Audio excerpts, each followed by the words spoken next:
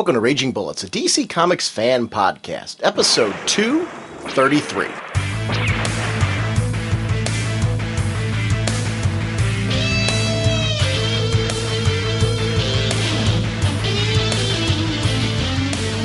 Welcome to Raging Bullets. I'm Sean Whalen, drnorge on the comic forums, and I'm joined as always by my co-host Jim. It's amazing how 15 minutes turns into close to an hour. So says the sensei of the whatnot, Psycholant, and the Duke of You-Know. On this episode, we are joined by friend of the show and colorist David Barron as we discuss his work on the most recent issue of Detective Comics. This was a discussion, that's where the joke is, when we were talking to David Barron via email.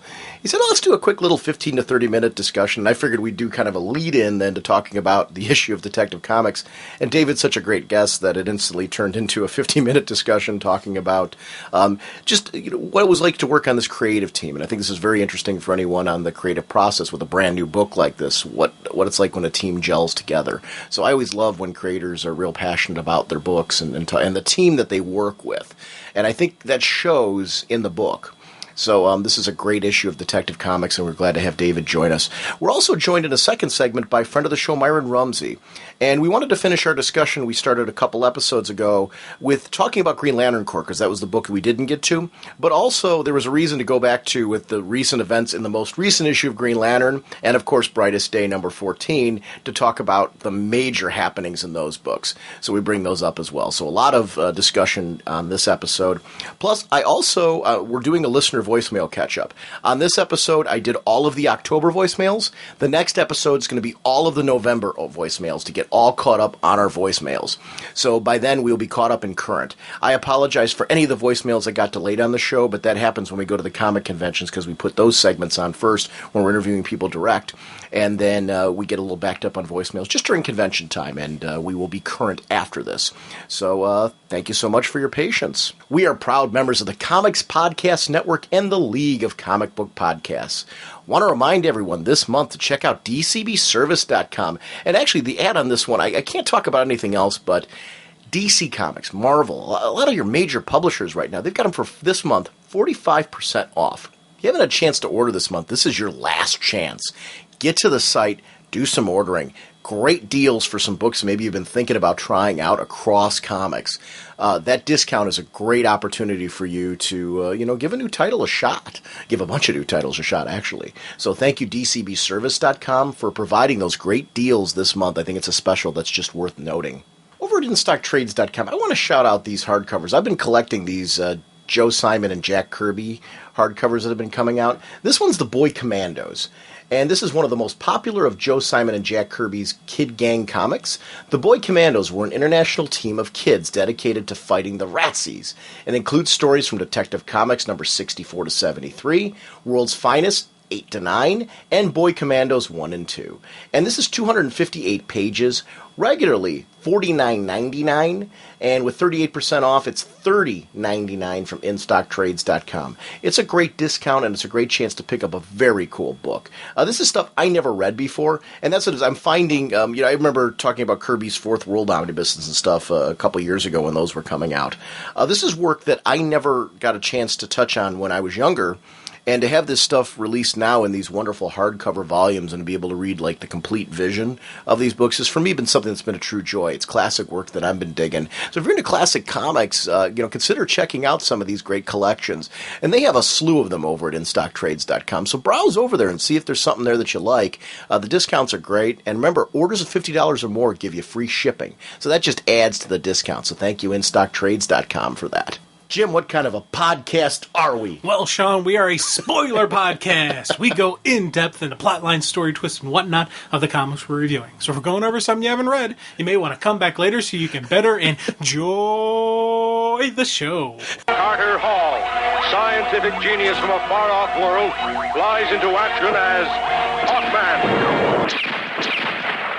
Joining us again, and this is very impromptu, is our friend of the show, David Barron, colorist of Detective Comics, as well as Batman Confidential, Batman Beyond. We got actually a number of things we can talk to you about. But this all started because I sent you an email. Those preview pages for Detective Comics 871 were being published in various books from DC. And I was literally reading through them, and I've got to admit, this was like a sleeper hit for me. I was really excited when I heard you and Jock were going to be on for the art.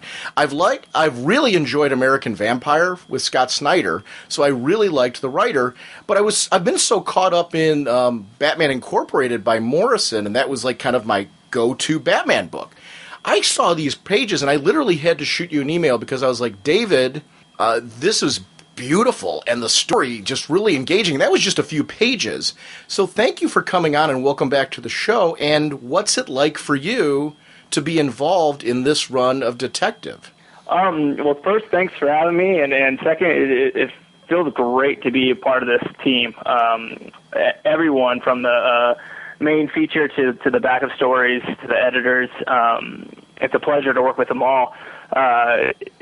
It's been an interesting experience with this one because this is the first book that I was a part of from the start, where when Scott and Jock were talking about it, doing the book together, Jock actually had me in mind right away and wanted me to talk to Scott with him and help decide if we're going to do this book together or not.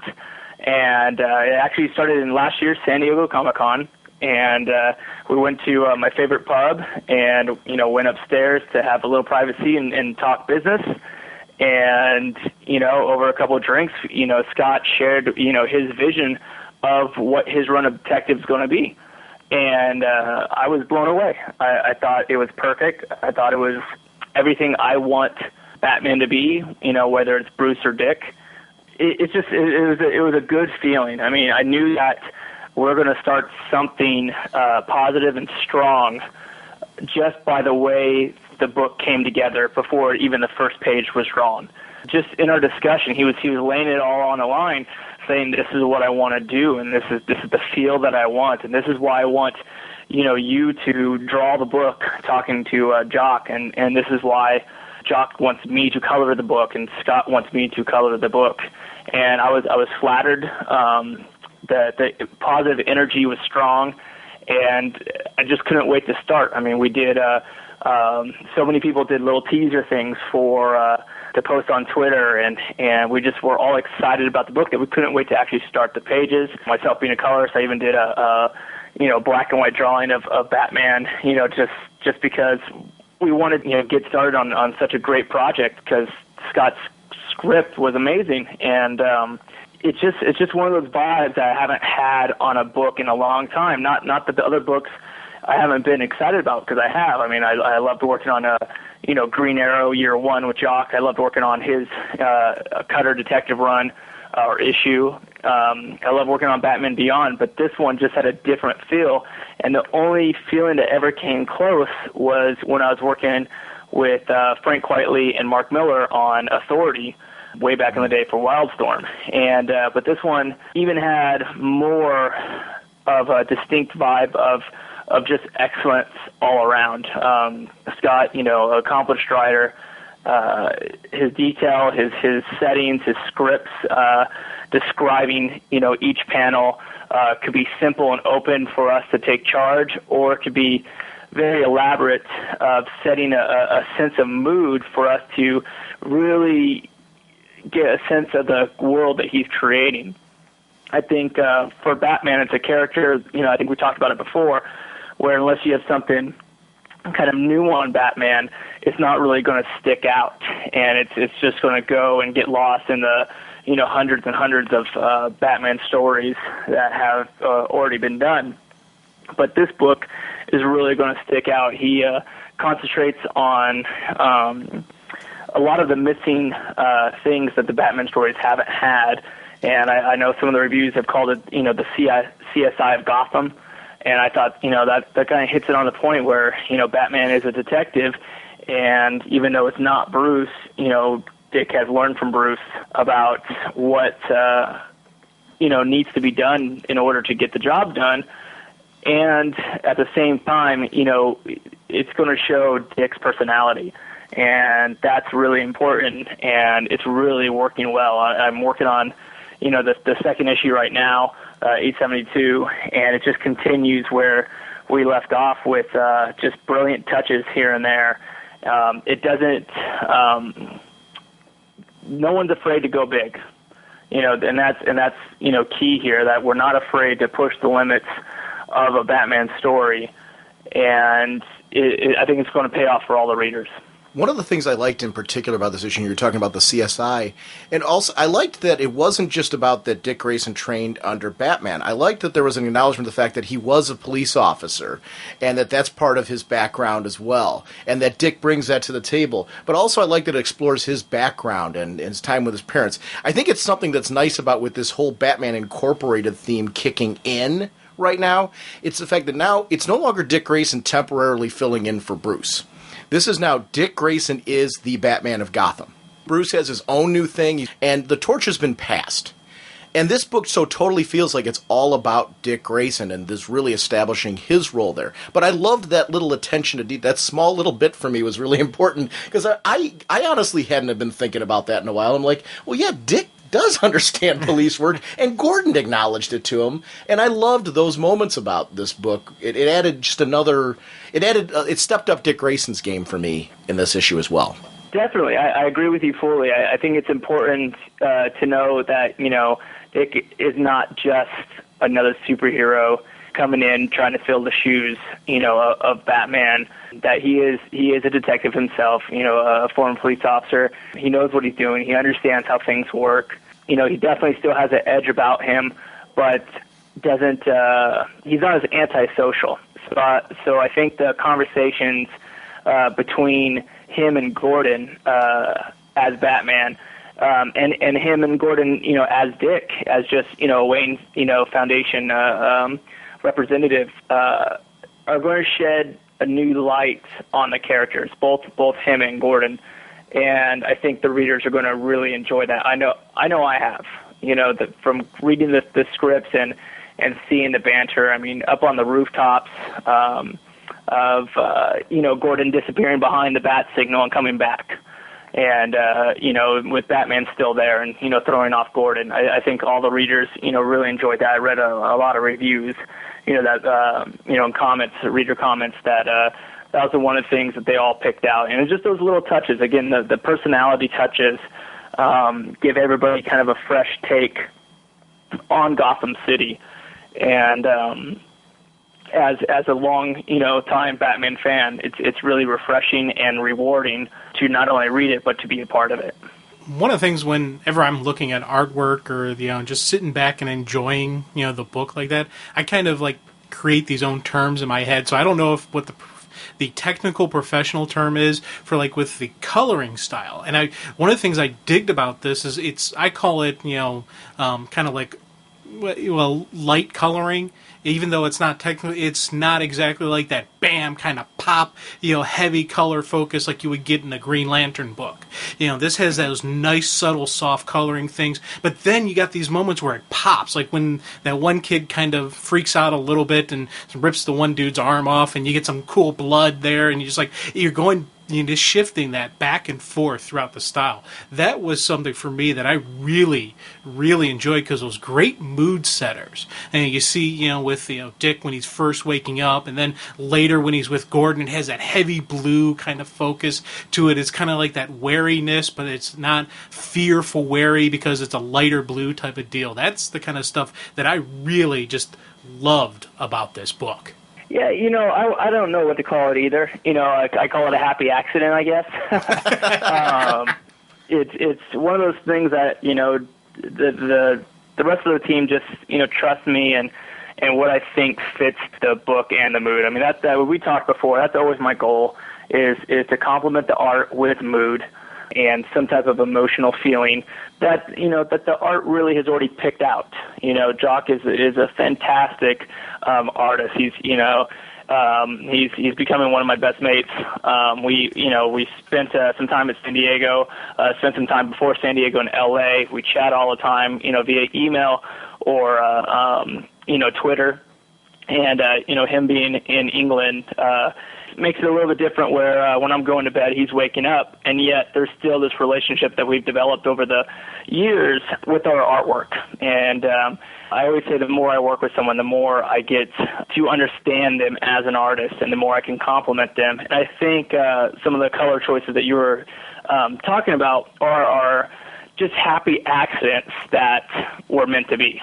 That the scene itself called for maybe a little more pop of color, and even when we do bright reds next to bright blues, on the rooftop, it's just one of those things to give you a sense of the reality of Gotham City. We want to make sure that it feels real, but at the same time feels like a place you don't really want to be. That it's definitely using our imaginations to the fullest, using our ability to tell a story to the fullest. There's a lot of pressure on this book. We had a couple conversations that, there was so much hype on this book that we haven't had in years. Jock with the Losers, there was really no hype. It just came out of nowhere and was a success. Green Arrow Year One, it was just another Year One story that they were doing tons of, and there was no pressure. And then all of a sudden, with the success of American Vampire and Scott, the success of Losers and other titles that Jock has done, there was all this hype coming out. And with that hype started to come pressure, because people kept saying, I can't wait for this book.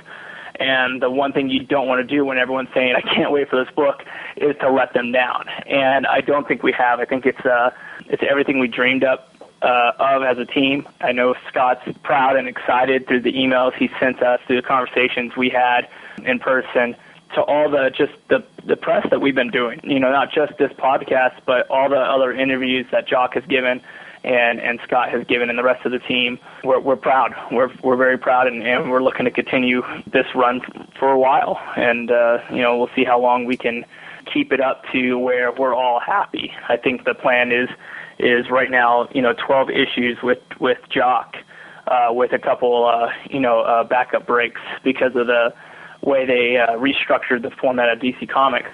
But we're in it for the long haul, and we want to tell a full, complete story. We're really excited. Looking at the page or issue 2, 872 pages are just brilliant and can blow away some of your favorite pages in 871. I mean, there's a scene of Nice. Batman, diving off the rooftops that some people might have saw, on Twitter on Jock's account, and it's just, there are more pages like that. It's just fantastic. The excitement on the pages are really going to not only pull in the reader, but it's going to put a childlike excitement into them in every issue. One of the things that I really liked, you talked about the interviews and things. It was something I mentioned to you in the email. I really appreciate when a creative team acknowledges the team and just how great it is to work together. And hearing your story about how you guys met at San Diego and you guys talked about this, I think this shows in the book. Because you multiple times throughout the conversation, like when Scott Snyder's talking about the book, he mentions Jock, he mentions you. And there is that just whole vibe that, like, this is a creative team who has just come together and really for the purpose of putting together this wonderful product. And I really just liked the acknowledgement in multiple interviews that I've seen, both on the Source blog and then in DC Nation at the back of the book, just with the whole team being acknowledged. And it was something that I thought was very cool about this the way that the energy that you were talking about in this. I think it does come across on the page. It does. It put the pressure on me, to have, a fantastic artist and fantastic writer, speak so well of me and, really want me aboard and to do the professional and courteous thing of telling me their vision before we even start. So many times you just get slapped on a project as a colorist and you have to, work your magic. This was, we want you to do what you do, and be brilliant. And what do you think? I've never had a writer ask me, if I think there should be a change in the script, please let me know. And that's a first. That's a first for me. As a colorist, I know that writers and artists every once in a while will, talk about the script, but as a colorist, having a writer say that is flattering, to say the least. I promise you I have not changed a word in any of the scripts, just because they're brilliant. I do get to see in every email that they send out if they do talk about changes, so I just have a full understanding. And then, as you talked about, in the press, when Scott does press or Jock does press, they mention me. It makes you feel like a team member. I mean, there's, we may not have the cover credit, but they make you feel so involved, so a part of the team that I think it does show, and I think it brings the best out of me. It's a great feeling, and it's a feeling that I hope never ends. One of the things I really liked about this issue in particular, and I want to build off of what Jim's comment, I really liked the attention to light sourcing. Because I thought from scene to scene, it really gave me this sense of being in different places, indoor, outdoor environments. We have that locker room scene where you see the light source clearly from, and shadowing clearly from light bulbs and things like that throughout, and right to the croc-like segment. But then we shift to this wonderful moment where, and this was something, this was my moment, because I saw the preview pages, and this is where my jaw dropped. We've got this window that's opened up from Dick Grayson in the morning. And throughout this entire sequence of events, you guys use this beautiful sunlight coming in to showcase really that it's early morning, he's just waking up, in this great sequence where they're talking about Dick Grayson making the penthouse his own and how he hasn't done that yet. Which, again, it showed to me like a great attention of the story, not only to the fact that Dick Grayson's just settling into this role that he thought he was only going to do temporarily, but the beauty of that sequence was something that, to me, just I really want to compliment you on your light sourcing use in that sequence, because I loved seeing sunlight used so consistently throughout it, because I could feel like the bright, when he was rubbing his eyes, I'm like, I'm totally getting that this guy is like not only rubbing his eyes because he just woke up, because it's doggone bright. Yeah. And I really, and then we do shift to one of my favorite, this was out of the preview pages, one of my favorites, where you have that later on, where he's finally ready to interrogate the butler. You have this wonderful, like, rain-like vision of him outside with a purplish tone, and dark shadows all over him. And it's a very Batman moment. So we go to these bright sequences where we see him out of costume in a very personal moment with Alfred, which I always dig, to then this drastic shift in a way that's incredibly appropriate to a Batman book, to the darkness that you want to get from a heck yeah, I want a high five Batman moment. And that was something that I just really wanted to commend you on, because I just thought it was in the preview pages I was going through, my jaw just dropped. I'm like, oh, I am just so pulled in just a few pages. And that continues throughout the book, that kind of shifting where necessary. Yeah, first, thank you. I really do appreciate that. And something, again, that I always try to keep comics as real as possible, and it's more for the fact that I'm a fan of that. Mm-hmm. And yet, at the same time, if everything was colored completely normal looking, it'd be quite a boring story in terms of color. Right.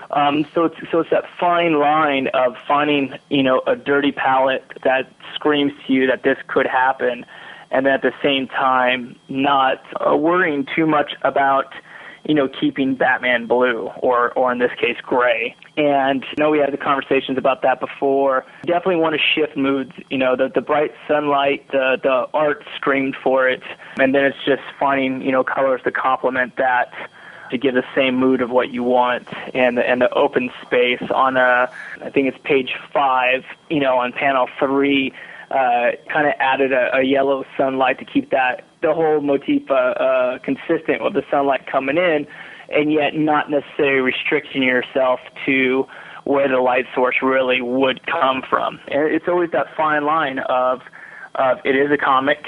We want to make it seem real. We want you to fall into the world that we're creating. So the fact that him rubbing his eyes and you feeling, man, that sun is bright. I feel his pain of just waking up and have this light shine into his eyes. That's our goal, to bring to life as much as possible Scott's script and just tell a dynamic story that's going to suck you in and keep you begging for more. One of my favorite panels, just building off of what you're saying, it actually is after that sequence where we see him first talk to the butler when we get into the actual issue. The last it's this little long rectangular panel where it's right on Dick Grayson's eyes in the costume. He's gone through this beautiful sequence where you felt the warmth of the fireplace, but you see it on his face as you clearly see from Jock's pencils, your colors, and even just from this, yes, I think I do, right from the script. Dick Grayson right in that moment is totally internally connecting with this butler and saying, okay, I remember this when this happened to my parents in that moment. It's funny how little powerful moments like that, and that panel would have meant nothing if it wasn't for the build leading up to it, but it's a great example of how words and pencils and colors all come together to set a mood and a tone that was built toward in that moment. And it's just like I said, it's a little panel at the end, but it meant so much to me when we hit it, because it like, to me, hit growing up with Dick Grayson. It hit that wonderful moment for me where I felt like this Batman is so unique because it's him, not Bruce.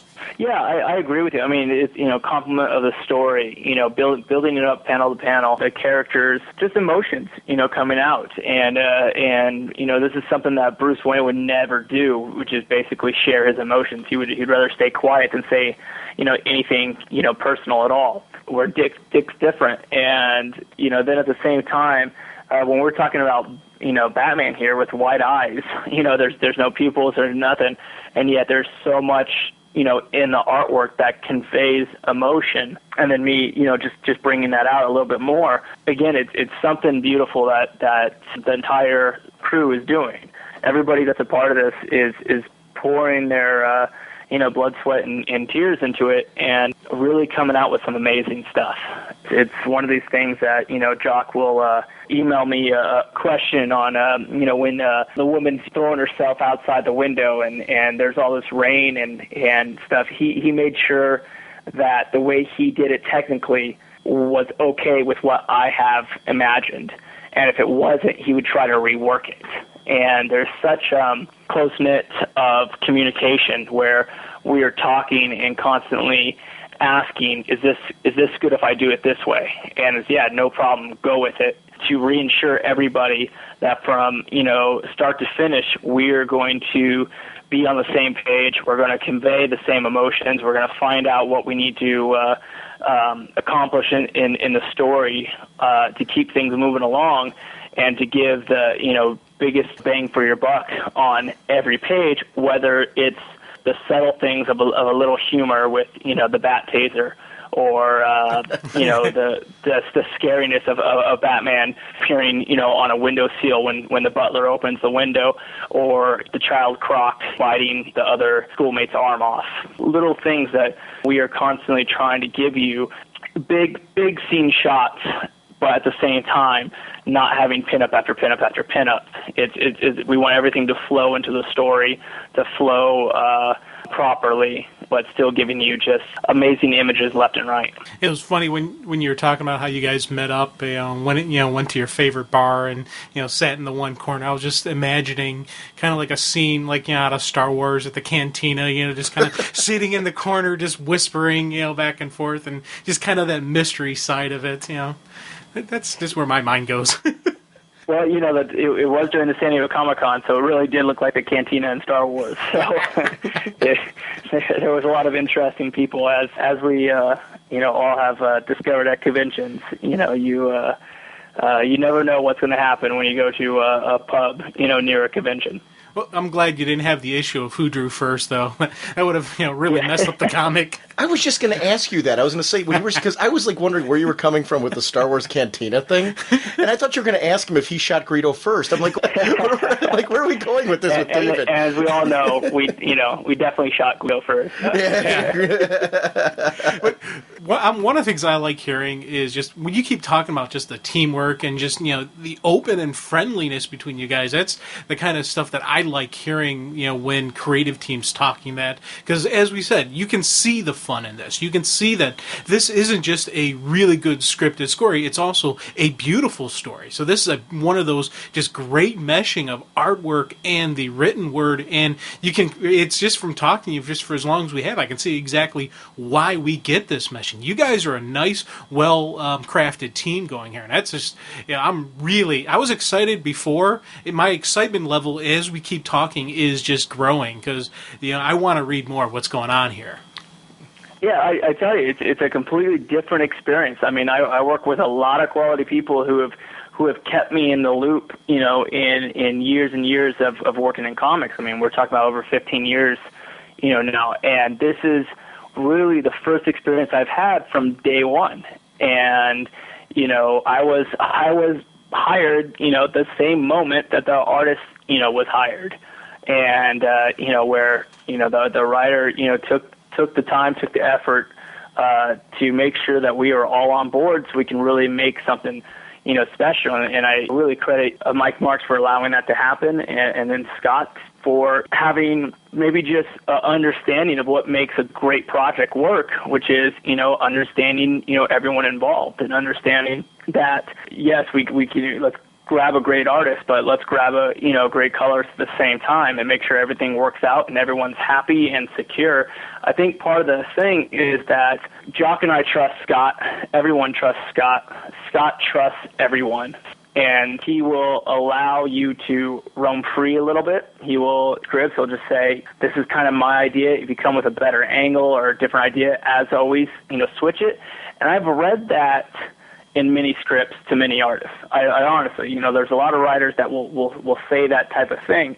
But the way he words his scripts and the way he describes his panels and the way he understands the flow of a comic book is really important, and that really truly allows Jock to take these ideas that Scott has and then put his, spin on it without changing the feeling of what Scott initially wanted in the script. I mean, I've read 871 as in script form, I think 4 or 5 times because I enjoyed it that much, where I wanted to, just like any good movie, rewatch it or reread it, where just to make sure I didn't miss anything. I think that's important so we can, really deliver, a full understanding of what really trying to be created. And again, I think that the teamwork is what's making this book magical, and which is keeping everyone excited. I mean, I've been real lucky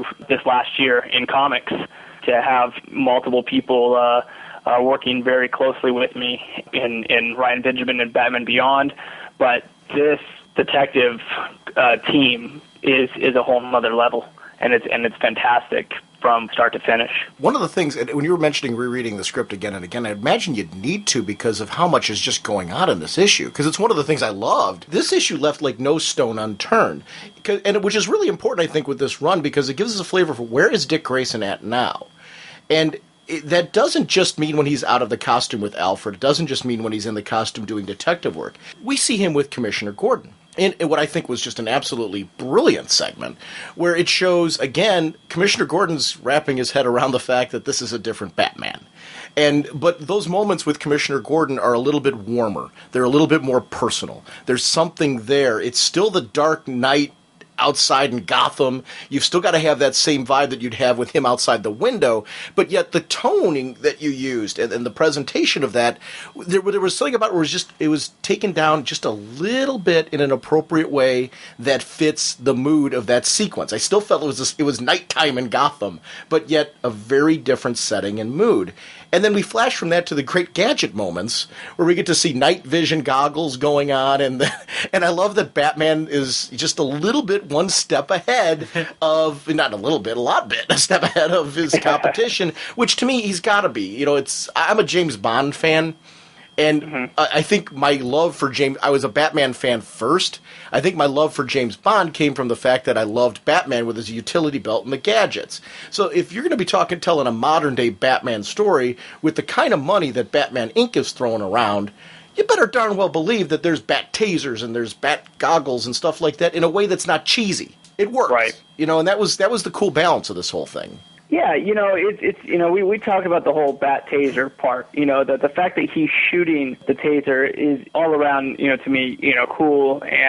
But it's kind of, they talked about how do we show either the humor of the whole book in general or the seriousness. Which way do we go with this? Is it somewhat comical already that he shot a bat taser, out of his finger to silence the woman? Or is it more serious where we want people to really know that Batman still doesn't mess around and we're going to use all those gadgets? In terms of night goggles, how he talks about Child's Play, his stuff compared to mine.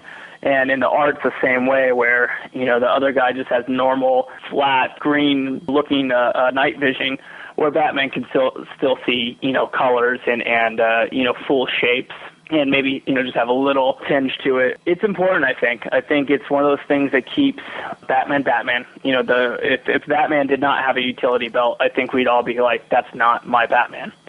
And it's one of the things that keeps the character still being the character, and I think the other parts of the story then lets him become his own. I don't think we're going to try to recreate the character of Batman itself, but definitely pull out the emotional and realistic personal side of Batman that's different in this case than Bruce Wayne.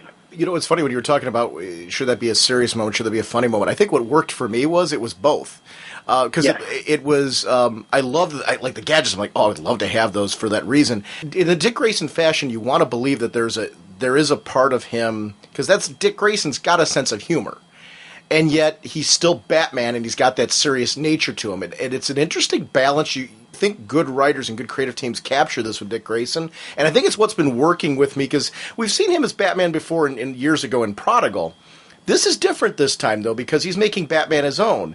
So you're getting to see, I think, and it's what I'm really digging about this, is the fact that I chuckled at both of those moments, yet it leads into this horrifying moment with this thing spewing out of his mouth because of the fact that we've got his villains' MOs, various police evidence bits have been taken, and they're being put on this, like, black market and sold. Sure, I agree with you. I thought it was comical and yet serious at the same time. I love the bit. I love the way, again, Scott knows what he's doing. I am new to his writing. Luckily I have American Vampire. I get the issues sent to me by DC, so I've always been a fan of what he's done. I have friends that are huge Stephen King fans, so they've always made sure that I stayed on top of that. And then out of the blue, he comes up to Jock one Comic-Con, and luckily for me, I was been with Jock the first part of his stay in the States, and magic works out where I get to work with such a talented writer. He's moving that script perfectly. Like I said, going from comical moments to emotional moments to startling moments. He really works you and make sure that you're reading a detective comic. It's funny, that sequence that we're all talking about with the tasering, and I do not want this statement that I'm about to make to sound like I am condoning or advocating violence towards females, because I'm not. I think it's wrong, but I really like the fact that Batman didn't hesitate to take her down. She was a possible dangerous threat. He didn't look at it as, this female's. No, it's a threat. Take down the target. Boom. I thought that for me was just a kind of a cool moment as well. Just, because a lot of times sometimes in comics you see that hesitation and that can get you killed. Well, you just opened up. You just did the Star Wars Cantina scene all of a sudden. Now in the reprint in the trade, it won't be a woman. Everyone now will be worried about the woman violence. Well, she was hit with a taser, which is what I loved. Thank you, George Lucas. Yeah. Well, are you saying we're going to have a Detective Comics special edition? Yes, it's digitally remastered. That's Scott Snyder and Jock and David Barrett are just never done with it. It's going to... Yeah. No, I agree though. Going back to what you said, I do agree. I think it's the task is at hand. It doesn't matter what the threat is. It matters that it is a threat, and he'll do what he needs to do. And again, it just shows the seriousness of his mission. Which is to take care of Gotham. I think we're still new in the script. I read I'm a little bit further along than you guys are because again, Scott sends me his first draft and has already laid out the whole series, and it's brilliant, and I can't wait for everyone to see what's coming. You definitely want to read and keep reading because it's going to be a great series, a great ride, and I think there's going to be a lot of just moments in these comics that will be remembered for quite a while. and by quite a while, I mean 50 years. People will be, talking about this is definitely going to affect, the DCU as full, established, rememberable moments in Batman's history. It's not going to be one of the, fly-by-night type of storylines where you forget. And it's just great to be a part of. I am excited about it. I feel very lucky to be a part of it, and I'm very happy that it's getting great reviews and people are really excited about the book. Taking the joking out of that ending sequence, one of the things I loved about how it worked out was, and what it defined about this Batman and how he operates, is that it really is about using the least amount of force necessary to take somebody down to get the information you need. Like Dick it was a very tactical move. Because he'd already had the guy strung up upside down. That was already under control. She's sneaking up behind him. He uses the bad taser at that point. This horrifying turn of events that happened at the end were not Batman generated. They were generated by this outside source that we haven't seen yet. And talk about building and adding to a mystery. It was something through that whole sequence of events that I really appreciated how that played out. Because she was packing some serious heat, takes her down with the taser, but yet it really was all about Dick Grayson's MO of, let me get as much information as I need from this guy, because I really need to know who the big player is. That goes back to that detective work, which is something that I really loved. It says Detective Comics on the cover. This was so a detective story. And that was something that just immediately grabbed me and engaged me all the way through it, and I really dug that about how it played out at the end. So I wanted to make sure to make that point because we were joking around about it a lot there, and I'm like, wait, I want to go back to this because this was cool. Yeah, and I mean to continue that point of it being a detective comic. I mean that's the crime lab's in there. There's Dick and Civies with Gordon. Dick as Batman with Gordon. They are uncovering a mystery. They are finding the facts. They are finding the clues, and you're going to, just discover everything that they discover. There's not too many hidden things that this Batman will know that the reader doesn't, and therefore it'll be a more in-depth detective story than maybe some other, Batman storylines where Batman has it all figured out, but we don't know that. And Scott has a very clear direction of what he wants to do, and which is, again, refreshing, and it makes me want to be a part of it and spend, I wouldn't say more time on the issue itself in terms of actually doing the work, but more time on the issue of finding out what the other members of our team is doing. I like to see, all Jock's roughs. I like to see his layouts. I like to see his JPEGs as soon as they're done. I love reading Scott's scripts as they go, and all the notes between the editor and writer, about the lettering, and it's more energy, I would say, that I think we're all spending time in. That's really refreshing. Something I haven't done, like I said, probably since Authority. It's all the little details that we've talked about, whether they're comical or horrific, is just a lot of effort from the writer and artist and the rest of the creative team. And I think it's really paying off. I was wondering, kind of like a technical kind of how do you approach question when you look at something like Detective Comics and you have something like Batman Beyond, where to me it looks like it's fundamentally like a different style of coloring. Do you approach those two different things differently? Do you approach them the same? What's your the how you're going into it? I think the way I approach Detective Comics is, the first thing I always do is make sure I complement the art in terms of style. In terms of mood, I try to match the feeling of what's trying to be created. And, through our conversations, the darker the better for me. It's really odd because sometimes, there's some really bright color schemes that I'll choose, but they're never really meant to be bright and flamboyant. They're really meant just to be a different, color to get a different reaction, of the reader, but not really to be bright and pops of color. So my personal thinking when I'm working on Detective is just make it as interesting as possible in terms of the flow of the story, of the flow of where we're going to go in the story. So if we're, that's part of the reason why the script's so important, where I get to read it and find out where we're going to go. Okay, we're starting off in a school that will go to the pool, and I start getting an idea. And even though I can use the same color scheme in that I've used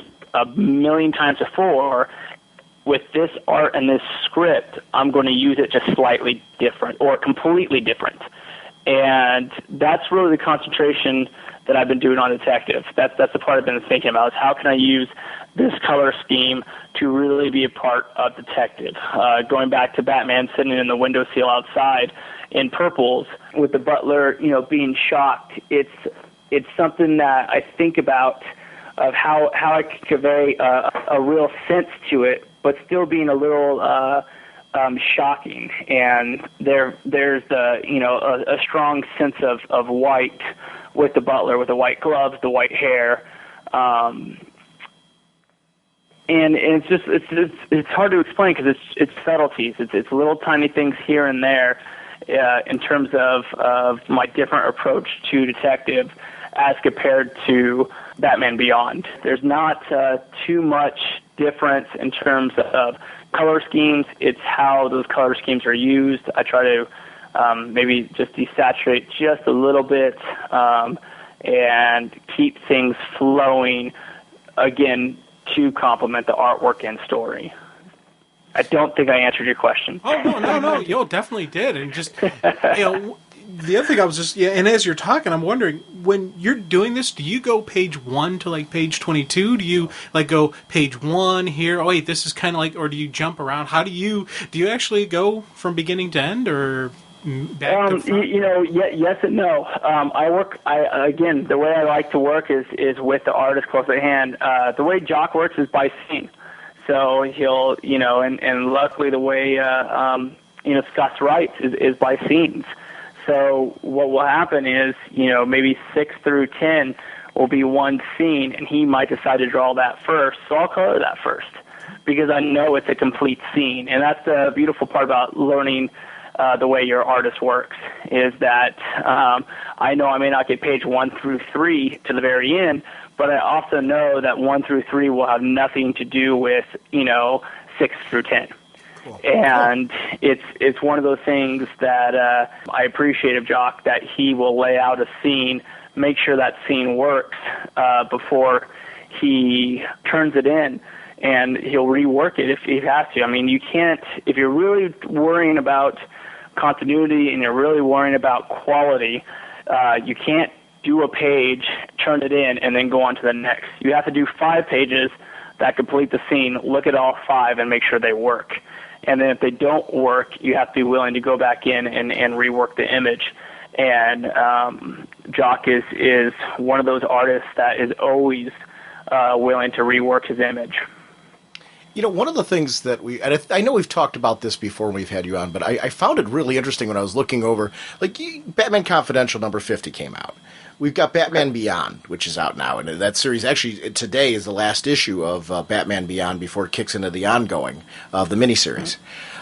For you, if you're talking about a scene, as I'm assuming the way it works for you, and correct me if I'm wrong on this, you'll get that sequence from Jock where you'll get a scene. You'll do that scene, then I'm assuming you would work on then one of the other titles. How do you ship, because you're dealing with multiple continuities now, multiple story themes. How do you get yourself, especially with these books in particular, because it's 3 very different, it's all Batman, yes, but we're dealing with different Batman, different Dick Graysons, these characters are in very different capacities and universes. How do you deal with that? Sometimes it's very tough, to be honest. Sometimes it takes you a day to adjust, and you lose a day as you try to transition into a different mindful. I think part of the toughness is that I have a style, except I do like to change that style here and there to complement the work. Batman Confidential right now is winding down, and it has a very distinct style, but the style itself is something that flows very easily. There's the story is half painted and half black and white, where where I will color. So the artwork itself is not as demanding. So that's really easy for me to go into, and the mindset of that issue is Batman's blue, Green Lantern's green, things like that. So in that sense, it's really easy. And then I still try to spruce it up a little bit here and there. With Batman Beyond, Ryan, another fantastic artist who does a lot of work and is willing to rework his pages. He and I have talked, many times. We're both old school Wildstorm, and so I've known him for years. And we will talk and find out a look of things, but that's very animated. And as much as we want to push everything about Batman Beyond, the story itself and the mood comes very, very freely because it's very scene-based, where we can go back to Bruce Wayne in the Batcave, and this is Batman Beyond. We can go back to Bruce Wayne in the Batcave, and it's relatively the same scene every time. So we kind of treat it as a cartoon or a TV series where things aren't going to change that often. So what best way to get me back into the Batman Beyond mood is just to go over everything I've done. And I am changing up the style just a little bit on the Batman Batman Beyond Volume 3, number 1. That's going to come out soon. I changed up the style just a little bit, where I felt it gave it more of a punch, after, looking at all the printed pages of the miniseries. And so, but the best way to get back in that sense is looking back at former issues. But again, since we have a lot of the same type of scenes that they go back to, it's easy because you just kind of look back and look at your reference and get back in that mood that you already created. With Detective, everything's new, and the scenes in the lab might change depending on what we're looking at. It may not always be the same color that I used in 871. There are no restrictions. The only guideline is to make something wonderful. And when you're talking about that, you're talking about a lot more focus and a lot more, I would say, concentration and effort, in the sense that you really got to put your mind to the test to come up, with something that equals the storyline. There's very few things in Detective that are repeated, and even in the skyline, we don't want necessarily the same sky, every single time. And so if I use a flat red sky, how many times am I going to use that flat red sky? I'm not sure. So there's a lot more to that than Batman Confidential, and then to Batman Beyond. David, I want to end off with one quick comment. Actually, I want to go back to Detective. I just want to one other scene that I want to, when you're talking about the crime lab, because it was something I particularly appreciated about what you guys did with the crime lab. I loved how cool it was that Gordon seemed all so out of place in that crime lab. Because we have this clean, modern-looking crime lab, and Gordon looked awkward in it. I mean, and I'm not saying awkward in the sense that he looked, comical or anything like that. He looked like, the same Commissioner Gordon that I respect and love. The same guy that I would look up to, and just, Commissioner Gordon is your go-to guy when it comes to police work. But I love that place didn't feel right for him. And it was something in a mood and tone sequence that, again, it's a great example of where I think the whole team just nailed a sequence that, and I just wanted to particularly note that, because the way he was drawn, colored, the whole presentation of him, you didn't lose your respect for him at any point in time, but yet appropriately he felt like he didn't belong there. Yeah, I agree with you. I think if you really look at the art and the color that adds to it, but the artwork, he's always slightly hunched over, and he knows it's a lot of technology. I kind of equate it, even though, Gordon's a very smart man, equate it to, teaching my mother how to, work a computer and her email. If you and I tried to, figure out a blood sample or something like that in a big fancy lab, I think maybe we could turn it on, and that's about it. And I think that's, the vibe we definitely got in this scene, that, down to, Gordon is, normal trench coat and tie, and then Dick just in, slacks and a button-up shirt with his sleeves rolled up. He's very relaxed, very comfortable, and then you have this other gentleman who's very tight, reserved, arms always kept close to his side, type of feeling, hunched over and not really knowing if he ever wants to use this lab again. Thing I'd really plan on that scene as well is I like how Dick tried to calm him down or make him more comfortable with the little comedy throughout there. Like, hey, call me Dick. You drove me to my senior prom. And he's like, I drove my daughter to her senior prom. You were just there. And I thought that little banter between them, that was a nice kind of breaking the ice, chilling him down, relaxing, getting everything flowing and going. That was, again, just a really cool scene. And great visual reaction. Yeah. Yeah, I agree. I always think, Bruce and Gordon were more of a equal, maybe like a uncle-nephew type of thing where, Dick and Gordon's a lot more, father-son type of banter. And it's enjoyable to me. It's enjoyable to explore the different characters of Gotham City. I've been such a Batman fan for so long, and a somewhat pure Batman fan where, I like things the way they always have been, and anything that fluctuates too much always throws me off in terms of my personal idea of Batman.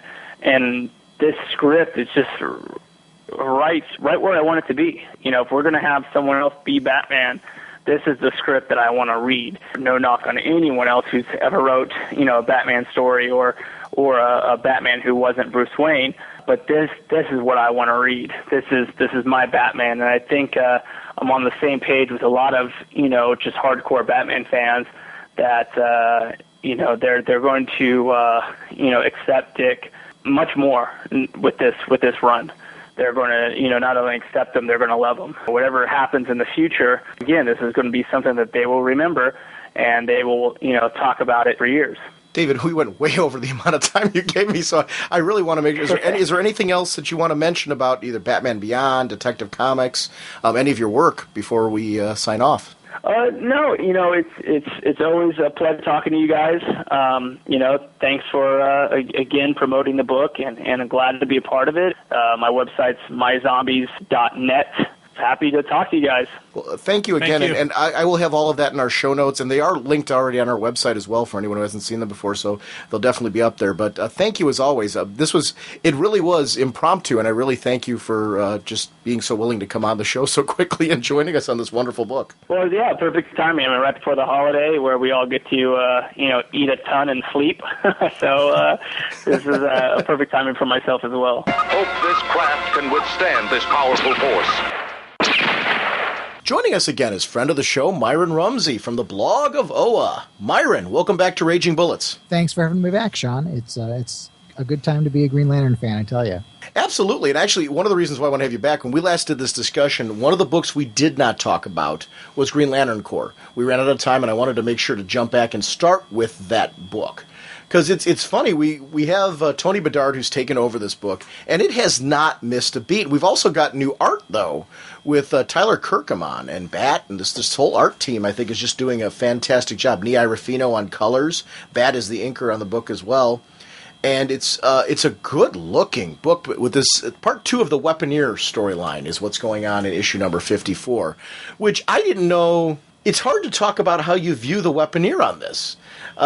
Because this is a character, talk about a character with a gray area, little bit good, little bit bad. I don't know how you would, because do you take this character as being solely a bad guy, or is this a character who is dealing with the cards that he's been dealt? I think he's kind of a sympathetic character in a way. He's almost Klingonish in his type of approach as to how they think about warriors and battle and whatnot, but you can really kind of feel bad for what's happened to the Cordian race as a result of Sinestro's involvement. Oh yeah, big time. These guys, in a way, it's weird because when I was first reading like 53, he was a little bit more cut and dry as you're looking at him. Okay, is this a bad guy? Is he because he's building this weapon, and he has this super, new special shield kind of deal that he was doing. That's that mutation kind of where it modifies what it is, and especially the first introductions of this guy, he seemed a little bit meaner, a little bit nastier, and you're like, okay, this is a villain. But as 54 comes out, and you learn more about his background, you learn more about who he is, what his people went through, and why, in a way, it's all his fault. You understand the guy, and I'm like, hey, maybe there could actually, if he got some direction, he could actually maybe be one of the good guys. He could maybe be a core member. Well, the funny part about him is that we got to remember that these are people that worshipped the Anti-Monitor. So then all of a sudden, he is an interesting gray area for me because Myron. I actually really like Myron said sympathetic character, and I'm not disputing your comments. It was interesting. I flip flop all the time, so I was listening to what you're saying. I'm like, you know what? I've had those thoughts too, and then I'm flipping back and I'm like remembering that. Wait a minute, they worship the Anti-Monitor. I mean, like, how good can these people be? I love that they took. You talked about his weapon MO. I love that it's a White Lantern construct that he's found a way to use to make up his own weapons. So these weapons pop up because this shield now has been crafted using this mesh that he managed to capture from the White Lantern. And Jeff Johns, I remember at one of the conventions, talked about how the things constructed by the White Ring are real, tangible, and they exist. They aren't like the Green Lantern thing where they pop away the second that the character stops thinking about them or stops willing them into place, I should say. And we're seeing here the after effects now of how a White Lantern construct could be used in a different hands. And I find that fascinating about what the Weaponeer's doing, because obviously this is his MO. He creates weapons out of anything. No matter how unique or interesting the metal or materials or power source, he's created rings in the past. Sinestro's ring comes from him. The Sinestro core rings come from these people. So obviously, a White Lantern construct in his hands would now take on a whole new approach, and I love seeing that about this. I think that's been very engaging about the story. Now, here's the interesting thing about this book. Like I said, I mentioned that Tony Bedard took over.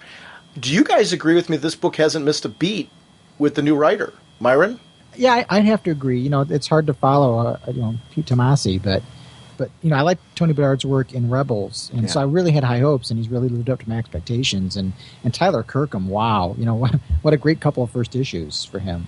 Oh, big time, man. This is, we always say the strength of Green Lantern Corps, title is the fact that it is this nice mixture of the different lanterns. And we're seeing these characters that we've gotten to know, and now we're getting a little bit farther story beyond them. It's continuing the same type of deal going on here.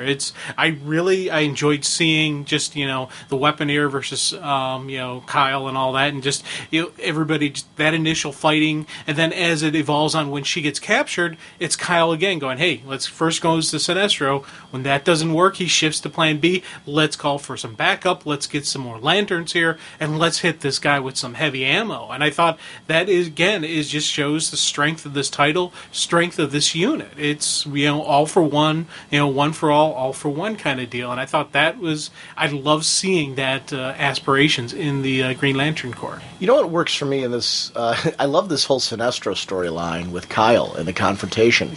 I actually think this might seem odd. I think Sinestro's doing her a favor. And let me explain to you why. If Sinestro goes to the Weaponeer and... think about the amount of enemies Sinestro has built up in his time. Yeah. If Sinestro goes and saves her, he has now targeted her for every single one of them. Because now he's shown that he's got a weak spot with her. Yeah. And that can be utilized. By the fact that he's not doing it, he's actually doing her a favor. Telling Kyle to save her, saying, I'm not going to go rescue her. I don't know that that's his motivation, but, I wonder if part of that might be his motivation, but because he is that type of thinker as well. I also think on a personal sense, he's not going to let somebody have power over him. He's about the one. He's the one that's creating great fear. He's not going to let people create fear in him. Yeah. So I think that does. I think in multiple layers and multiple levels, this fits on this storyline, and it was something that I really liked about it. That I could look at it from different angles and appreciate the perspective. And it was a great Kyle moment, I think, because of that as well in this story. And did he have enough respect for Kyle to know that Kyle would come up with a plan B and then it would work? Yes. I think he's shown that he respects Kyle as an adversary in multiple other battles with the two of them. I think Kyle, we've seen Kyle have battles with Sinestro outside of all this. So yeah, I do think that is an element of it. I don't know how much of that Sinestro would ever reveal to Kyle, but I think we know Sinestro, that he's strategic enough and smart enough that he would recognize that element about Kyle. Yeah. So yeah, I agree with you. And I agree that was... I actually thought from the beginning that that's Sinestro's plan all along, that he's not going knowing that in the future this will cause problems, plus knowing, though, by not going with it, Kyle's going to come up with something else. I saw that completely as Sinestro's plan from day one, that he wasn't going to go there because of it. Now, as I'm saying this, the other side of me is thinking Sinestro's plan is to tell Kyle, no, I'm not going to go. Kyle will go get some reinforcements and hit with force, and while they're hitting with force, Sinestro will sneak in, free her, and then get out. Or, because you notice how she reached for her ring, got knocked unconscious? Mm-hmm. I'm wondering if she's going to wake up and she's going to have her ring on her finger going, how did I get this? And in reality, the scene that we don't see, or that no one sees, is Sinestro shows up, takes down the force field protecting the ring, then puts it on her finger, and then leaves. If that happens, we'll see that scene, though. Yeah, we'll see the scene, but it's like one of those hidden scenes that nobody saw kind of deal. That's where I'm wondering my head's kind of thinking where this story's going to go. One of those two directions. It's either going to be complete hands off, or it's going to be a hidden presence. I agree, that's a possibility as well. I can see that happening. I don't know. If he does it, it'll definitely be so. My opinion is he'd do it so it's so under the radar that nobody would ever know that it was him, right? Other than us, the readers. Yeah. Now, were you guys surprised at how the fight went down? Because in a way, I wasn't, because it is Sinestro, and Kyle's a cool guy, but this is still Sinestro. Sinestro is, to me, seems more of the hardened warrior, who can throw down without the ring on.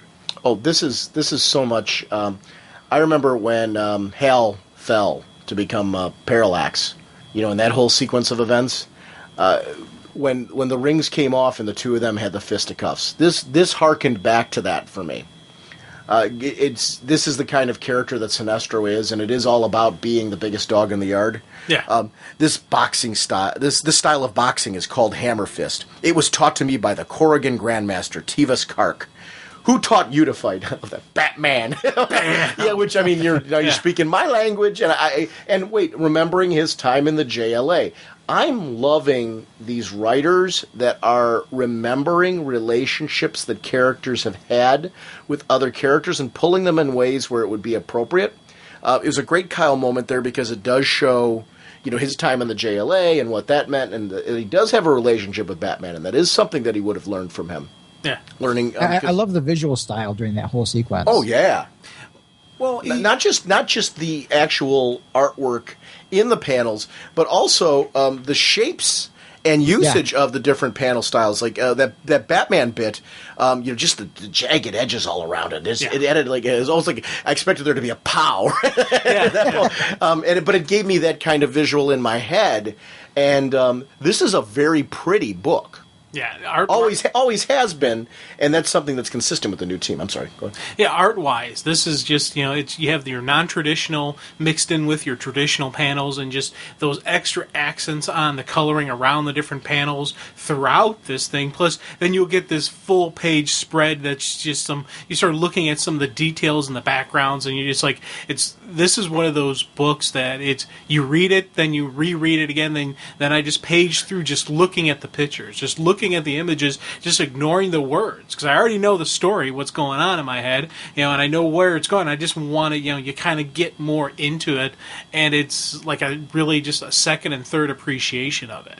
I liked seeing some of these other lanterns appear too, because I love one of the big things I love about the core and how well it's developed now is we've talked about the different personalities, and we've got them on Planet Oa, Sector 0. We see him there with this lantern. What's the name? Hanu. Yeah. And Hanu obviously is clearly from a race of people that would respect hand-to-hand combat, would respect being man enough that it's not just the ring, You are a man behind there. So, I mean, this is something, this moment of camaraderie that you were kind of talking about earlier, Jim. I like that lanterns a different lantern might appreciate Kyle's ability to talk through a situation, or to be a leader in using the ring in a particular way. I love seeing that as a Lantern Honor Guard, he is noticed by different lanterns for different things that he's done, and their respect for him has grown because of that. Because Kyle's had just a very diverse set of adventures over the years, and that's something that I think is great in how Johns, Tomasi, and Bedard now have crafted the whole Lantern universe and really acknowledged each of the Earth Lanterns as well as the alien races. They haven't ignored the adventures they've had in the past. And I think that's something that's good for fans of Kyle who are just kind of like, wow, this is so totally my Kyle. Yet he's matured and taken a step up, even more so than he did in runs like JLA and stuff where I always thought he was brilliant. So this is it's something I'm really finding captivating, and I love seeing him through the eyes of characters like Hanu because of that. A couple of we're talking some of the art scenes, just in the Weaponer's lair. Just the background information. You see a bunch of the different weapons on the back wall, of course, but you see the material that he's using to make the stuff, and that scene where he's just yelling at her, and he's just got that, kind of the spits just flying out. Her hair's even kind of a little blown back because there's so much anger and rage just coming out of him. That scene right there is just another one of those just wow artistic moments, and it's just part of a whole big page of big splash stuff going on that you could just see it and say, okay, yeah, he's giving her just the to heck with your sympathy. My vengeance and Quird vengeance are one and the same. And he's just so angry, and just that you feel what this guy is feeling. You're getting behind him. You understand it, and you see these like kind of irrational, just pure raw emotion moments that it just like it kind of pulls you into this guy and pulls you into the story. Sornik has been one of my favorite lanterns since her introduction. I find her fascinating. And one of the things I loved about that sequence of events, she doesn't have a ring on her finger, and she doesn't back down. This guy is, like you said, he's so angry and he's huge, spitting in her face that it's blowing her hair back, yet she doesn't back down. It says a lot about the strength of her as a character and who she is. She's somebody that, to me, if they didn't have a spot for her spotlighting her in Core, I would be screaming for her to be in some other book, because I like this character that much. I find her endlessly fascinating. The relationship with her and Kyle, I'm so glad it's happening because it means more screen time for her. I loved her before that, though. Yeah, I loved her just whole story of this medical doctor who took on this role and didn't want it. One of the best bits about the introduction of this book and this whole series and this concept was that they brought in her and really just had a plan for her right from the get-go. And I'm glad to see Tony Bedard continuing to use this character in that fashion, because I think she is a worthy character. I put her up there with characters like Kilowog and characters like that who now have become that important to me. And with her being part of the new generation, it's great to have characters that you feel are going to continue on 20 years from now. And you're still going to be reading when they're doing another revamp of the Green Lantern Corps, whoever's going to do it then. They're going to pull this character out with fondness of remembering reading this character in these type of stories and use her in the way we're seeing with Arisia and Kilowog and characters like that. I think, she's going to, and Ganthet. I think she is going to be one of those characters that we're going to continue to see in the future. I thought it was really kind of cool that she started out. You cared about her anyway with the Doctor piece, and then when you threw in being Sinestro's daughter on top of it, it's just really intelligent character design, and they took their time to establish the character. And we cared about her before we found out she was Sinestro's daughter, and then that just really elevated her even higher. And as one of the things is, being Sinestro's daughter was an addition to an already interesting character. Right. That she didn't need to be Sinestro's daughter for us to care. That was like oh no. It was like a Luke Skywalker kind of thing, in the sense that you already liked Luke. He didn't need to be Vader's kid in order for that to be cool. It was just kind of like, oh man, boy, did you get a bad issue with daddy issues. Though speaking of the coolness of her character, I like the fact that when the Weaponeer showed her just how bad things are, she's like, "Hey, I'm a doctor. You can't show me this stuff and not, and keep me from helping. Yeah. Put me down there.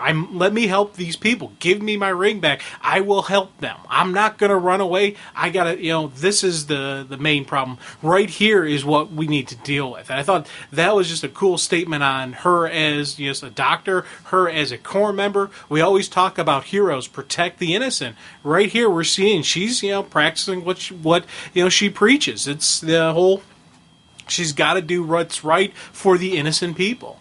It's one of those things we talk about, like Hippocratic Oath and things like that.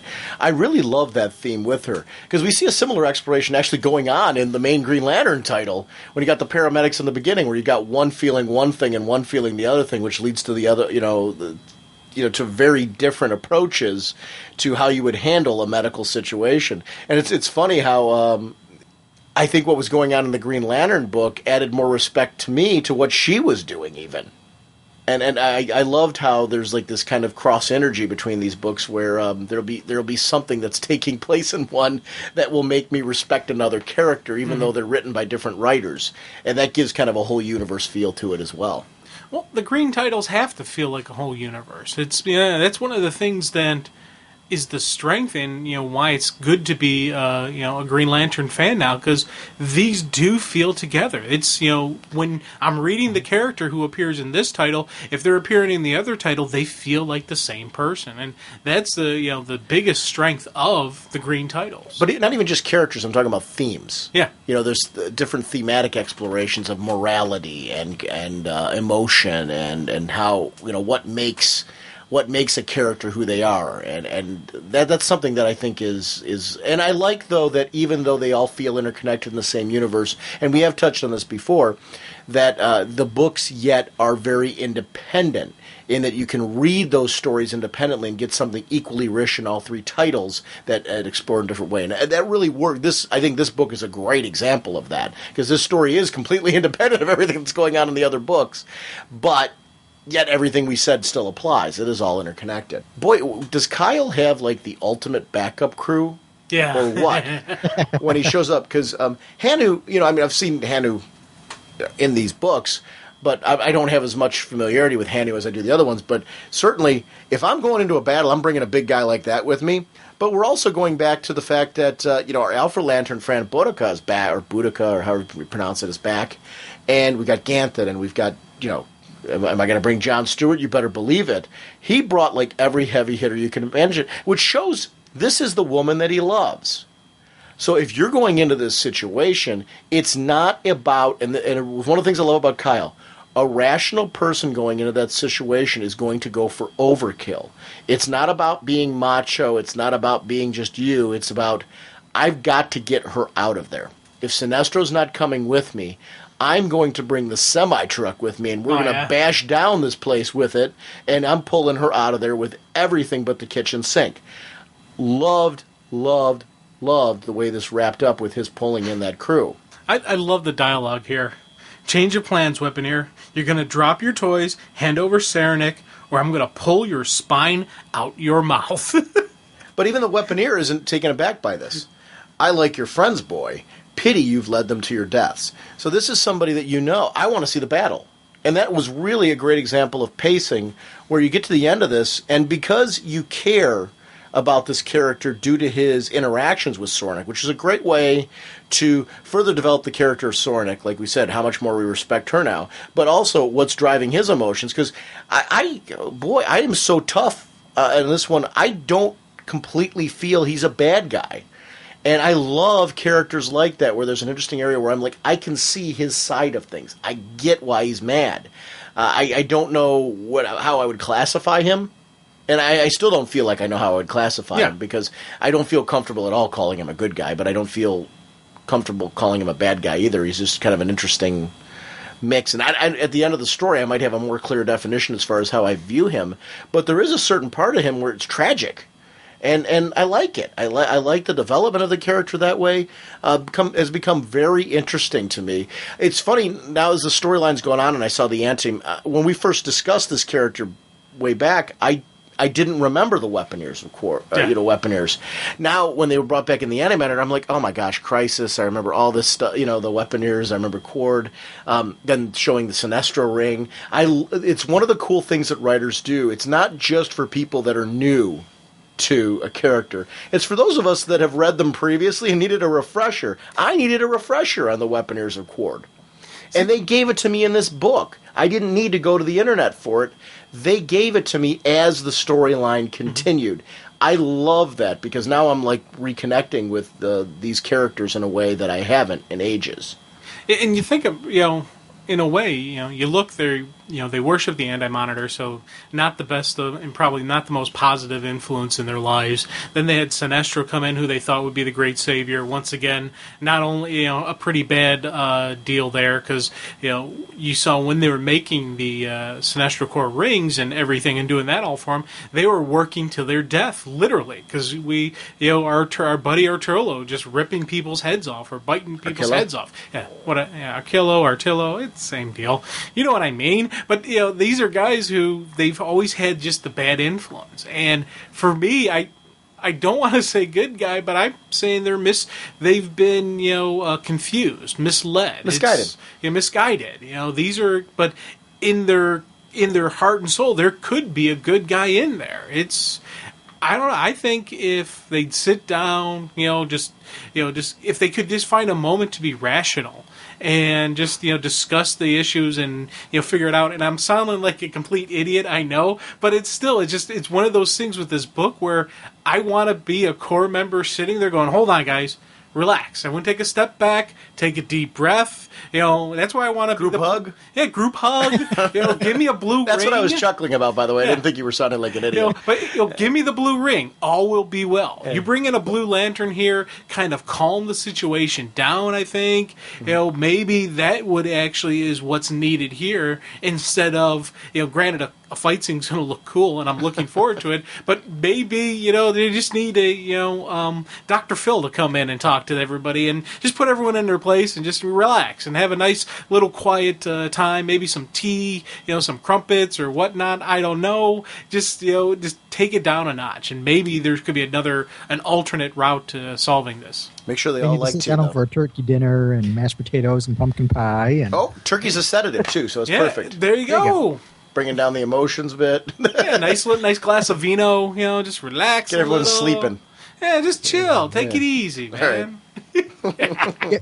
But you're right, though. They're not really evil. It's just their sensibilities are so different. Did you remember initially who they were, Myron? They were always kind of throwaway characters. I mean, they always had the story of Sinestro going away to Cord. He was banished there. The Weaponers built the ring, but there really wasn't any really fully fleshed out story. And even their tie-in to the Crisis and the Anti-Monitor, that was really not developed the way it is here. I think this adds a whole other dimension to them, and I think it goes back to how Johns and Tomasi and Bedard are looking at the Green Lantern universe and looking at some of these characters that might have been considered throwaways and really creating a backstory that makes them much more dynamic than they were ever before. And I love that because I remember them as like thugs. Yeah, I don't mean thugs like in the sense that was their MO, but I just meant like there's a lot of characters that like they're nameless, faceless, where they're just like part of this little group and they're brought in just to give a sense of numbers. Red shirts. Yeah. Well, and they all looked identical, Yeah. So I was glad to see that kind of fleshed out a little bit because I found that fascinating. Well, it's kind of like how they fleshed out Black Hand. They're taking stuff from the past, making it new, putting a nice little spin on it, but not changing who they were. We know exactly who they were, and everything we're thinking about them. Yeah, that's the case, but we didn't see the whole story behind them because there was no real strong backstory on them. Now we're getting the backstory. Now we're learning that there's a much more complication, and there's more depth to these people, and that I think is what's been the strength of this title, taking little things, giving you the next part of the story, fleshing out a little bit, having a little bit of fun with it. Over in Green Lantern number 59, we get this paramedic story in the opening, and I wasn't gonna go into this because I was figuring let's just do Green Lantern Corps because we talked about Green Lantern last time we had this chat, but I can't ignore this issue because there's so much that happened in here that I think is just so darn cool. We see Shane. It's Shane, right? It's the bald one all the way through. Yeah. That becomes like the host for the entity of compassion. So we get to finally see that. But I love throughout this book is really, talk about a book that focuses on morality and are you making the right choices. Barry is calling Hal on some of his choices as far as who he's associating with. Why aren't you going to your friends? Why aren't you going to the ones you trust? And he's asking a valid question because he's pulling in all these people that, yeah, I get what you were doing in Blackest Night with them when you needed one from each color because you were trying to use a mixture of colors to take out the Black Lantern. But why are you still working with them? Why aren't you coming to us if there's a problem? And Hal's response, you're really dealing with two different philosophies, and the fact that it plays off of the fact that Barry just isn't in the know. He's been gone. He wasn't there when Hal was parallax. Yes, he knows about it. He knows what he's been through, but he doesn't quite understand, well, by the end of this, what it was like to be possessed by parallax, what Hal had to combat, and what Hal had to come back from to be the man that he is today. And I love this exploration of this. This was brilliant. I did not see this coming.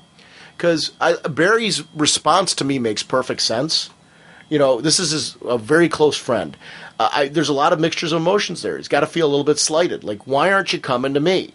Barry's trying to get his life back together. One of his closest friends, the Brave and the Bold team. And he's like, dude, you know, and he's bringing out the buddy that, you know, Barry's like, hey, you got this friend. I never understood why you hung with him. But I think he's responsible for how you're behaving right now with that whole Green Arrow bit. This is brilliant writing because it's pulling in characters that I love across the board with Hal and Barry and Ollie and just bringing in all this interesting intrigue that fits. And Barry going to pulling the Superman Batman card because they're right behind me. Yeah. And I'm assuming he means Bruce, right? Yeah, I'm assuming. Yeah. Because I guarantee you Bruce wouldn't be too up on who Hal's hanging with either. Because Bruce is never too comfortable with the unknown quantities. Yeah, exactly. And it was one of those things where there's certain people can talk to certain people in a different way.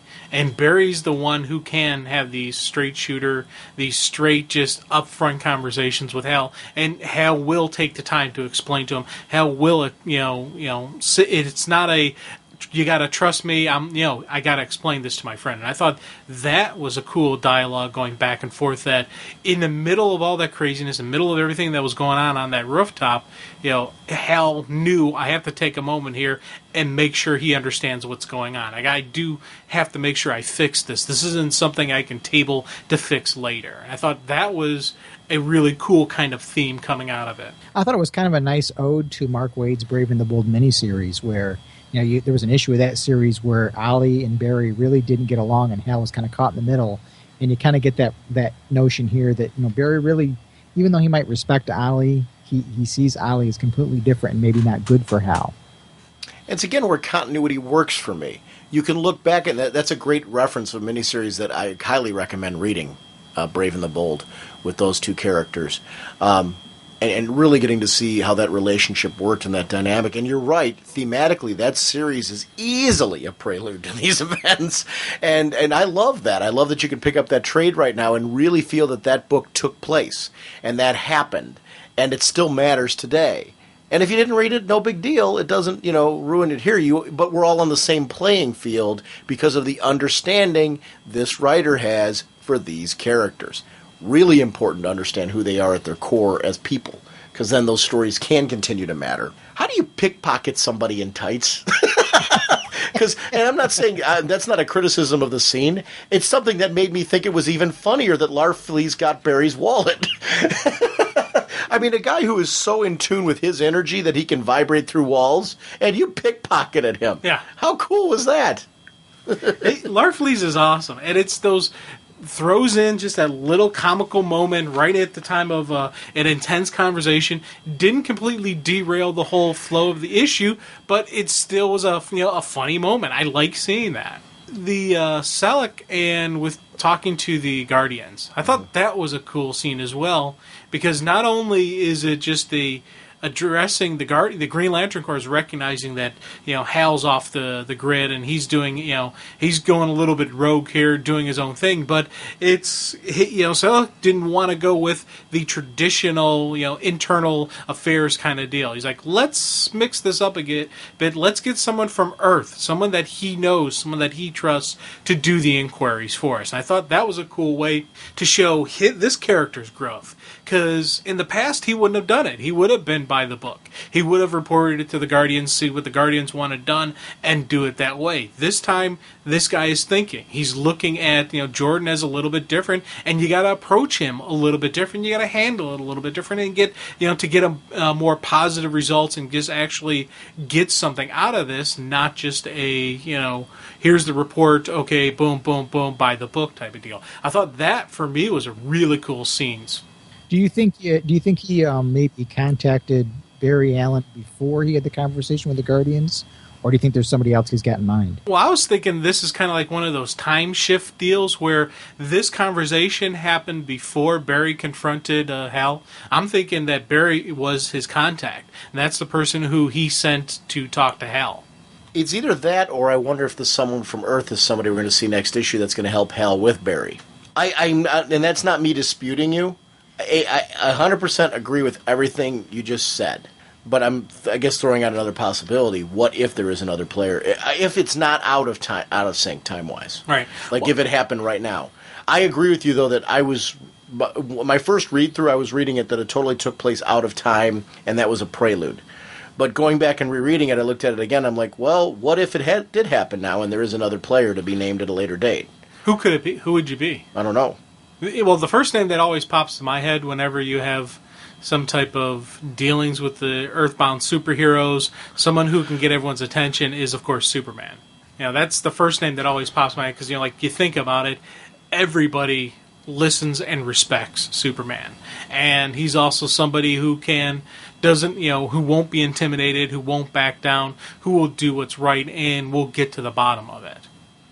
With Selleck being the social butterfly that he is, there's an endless possibility of people that it could be, because he just really is the charisma and just the way that he treats people. You just know that he's the kind of guy that like other people want to hang with. So I can imagine there's just a plethora of Earthbound heroes who he's probably already partying with. So, I think it's hard for us to pin down at the moment. Is it Barry, or is it just one of the other guys that, I don't think it's a female hero, because women don't like him. He's all hands.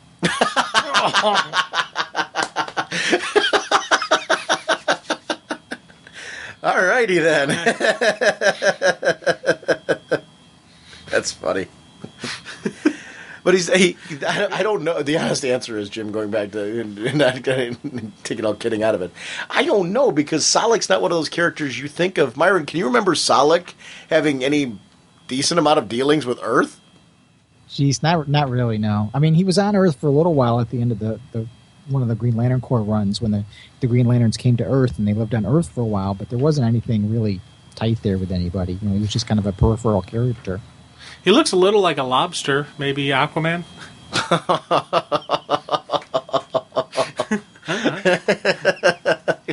Old fish head? Yeah. Wow. Maybe they get along. Who knows? Wow. Yeah, Selleck's not going to be sending us any Christmas cards anytime soon after all this. Anyway, moving on. When the Indigos show up, this is where this issue, I think, got really cool. It was already cool to me, but I love this whole thing. I guess I've been always assuming that the Indigos were this tribe of people that were always compassionate, and that was how they wound up being the way they are. It never occurred to me that there might be more of them, or a theme running that most of them are like Black Hand. I know we've got like a couple of yellow, we got a Yellow Lantern that's on there and stuff like that. But I guess the initial tribe, when we saw them, I always took them as always being so good. That's why they were pulled in as being this source of compassion. Kind of like the Blue Lanterns always, how the Blue Lanterns always had that hope, and, you have the ability to instill great hope. I figured, okay, these guys have the ability to instill great compassion in people, and they're very compassionate people, so they must become Indigos, and wait, maybe that's not the case now. But this is forced compassion. they don't have a choice. So that's which, and I mean, are you guys reading it this way? Like, for example, like Hal was chosen because of his ability to overcome fear. Chosen because of his willpower, so to speak. And we've seen that with Ollie, where an Ollie wouldn't be chosen because look how much it took for Ollie to even get an arrow out of there, right? Yeah. Well, in this case, these characters were really forced to. Like in the beginning, when I saw the paramedic, it was clearly the one that was more compassionate out of the two. Yeah. But I think that's why the entity went to him. But the other ones, like Black Hand, not an ounce of compassion in Black Hand, right? Right. So it's for. But I guess I took it that they were holding him as a prisoner. I didn't realize he was being forced to be one of them. Mm-hmm. Right.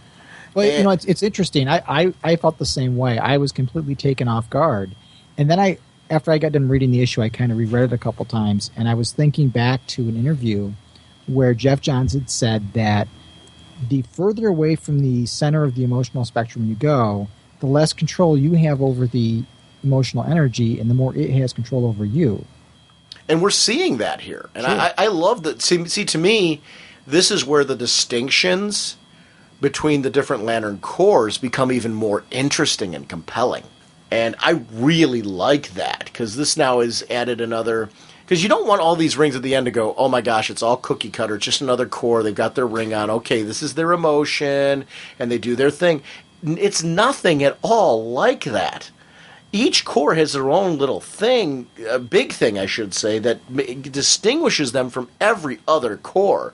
And that's the really, truly brilliant part about this, because you really could have, in all honesty, thrown different color rings on everybody and made that, oh, cool, they've got their different emotion, and ha, ha, ha, this one makes somebody laugh, and this one makes somebody cry, and this one, you could have kept it that simple. And honestly, it would have been cool just because of the different colors, but to take it to this level, that's where it becomes brilliant. Here's something I'm wondering. You look at, especially some of these pages where you have a couple of the Indigo Lanterns together. Uh-huh. A couple of them have kind of like the dog collar type deals where it's a really heavy thing, and, that's where the symbol's hanging from. Hand, of course, has that. He's got the chains around the neck. And others, it doesn't seem as, chain restriction. Who doesn't have the collar, though? Because I guess I'm looking at all of them, Jim, and they all have some form of that collar. Because even the girl, they've all got that. The girl has it. Who doesn't? Who are you seeing that doesn't? Well, it was the entity that I just noticed, but hold on. I'm looking back at the beginning of the issue where you see them all appear, and every single one of them has a variation on that collared look.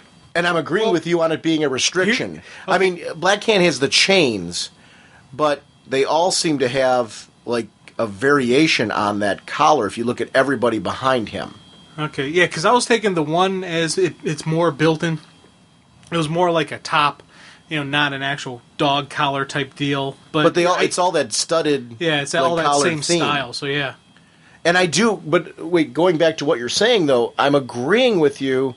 And I don't know, Myron, definitely jump in and give us your thoughts on this. I'm agreeing with you that I feel that is a sign of how much more visually. How much more restrictive this is, that it is more of they are trapped in this compassion. How are you taking it, Myron? I kind of thought of it the same way. I almost thought about it the way that you would think about Ebenezer Scrooge's chains that he forged in life. Yeah. And that was a symbolic representation of what they had done. Yeah, and I really dig that. Because like I said, you could have done this whole ring thing with the different color rings and given them different emotions that they need to muster up in order to use their powers, but that to me would have been a very short-term thing. Mm-hmm. Certainly wouldn't have been very compelling, and they really had to have thought this out. Jeff really had to put a lot of time and a lot of thinking into this. One of the things that I started looking at was the names of some of the entities, because I was looking at Adara and Proselyte, and I thought, boy, those don't sound like throwaway names, and I did some research on them. And Adara is actually a name a name given to God by an ethnic group in Ethiopia who have kind of a combined pagan Judaism religion. And proselyte is actually a religious term for somebody who's been converted. So thinking of the being for compassion being proselyte or someone who converts somebody's belief system, it really fits into how the characters are affected by being tied to the compassionate energy. Cool. I didn't even think to do that. Yeah. Well, it just goes to show, though, the kind of writer that Jeff Johns is. And it goes back to things that I've said in previous podcasts before, too. This is what happens when you give writers a decent run on a book. They have an opportunity to develop lore. You're not going to do this if you're having like a 6-issue mini. You're going to develop that lore if you know like that 6-issue arc that you're doing is going to be used 3 years later. Yeah, I mean, it would have been easy for Jeff Johns to just throw some random letters together and come up with the names, but obviously he thought about how this was all going to play out and chose some symbolic words, which I thought was kind of cool. Now, Parallax showing up on the scene as they're having this debate, they're already imploding, and Parallax shows up at a time where I love that Parallax was looking for some form of fear to lock onto with Barry, and it wasn't Barry fearing for himself. It was Barry fearing for his friend. That Parallax was, basically saying, good enough. I've got my doorway into you, my opening into you. And to me, that added something to my respect for Barry, that was how Parallax had to find the doorway in, versus Barry being afraid, that he wasn't good enough. Because it doesn't fit Barry. You know what I mean? If that makes sense?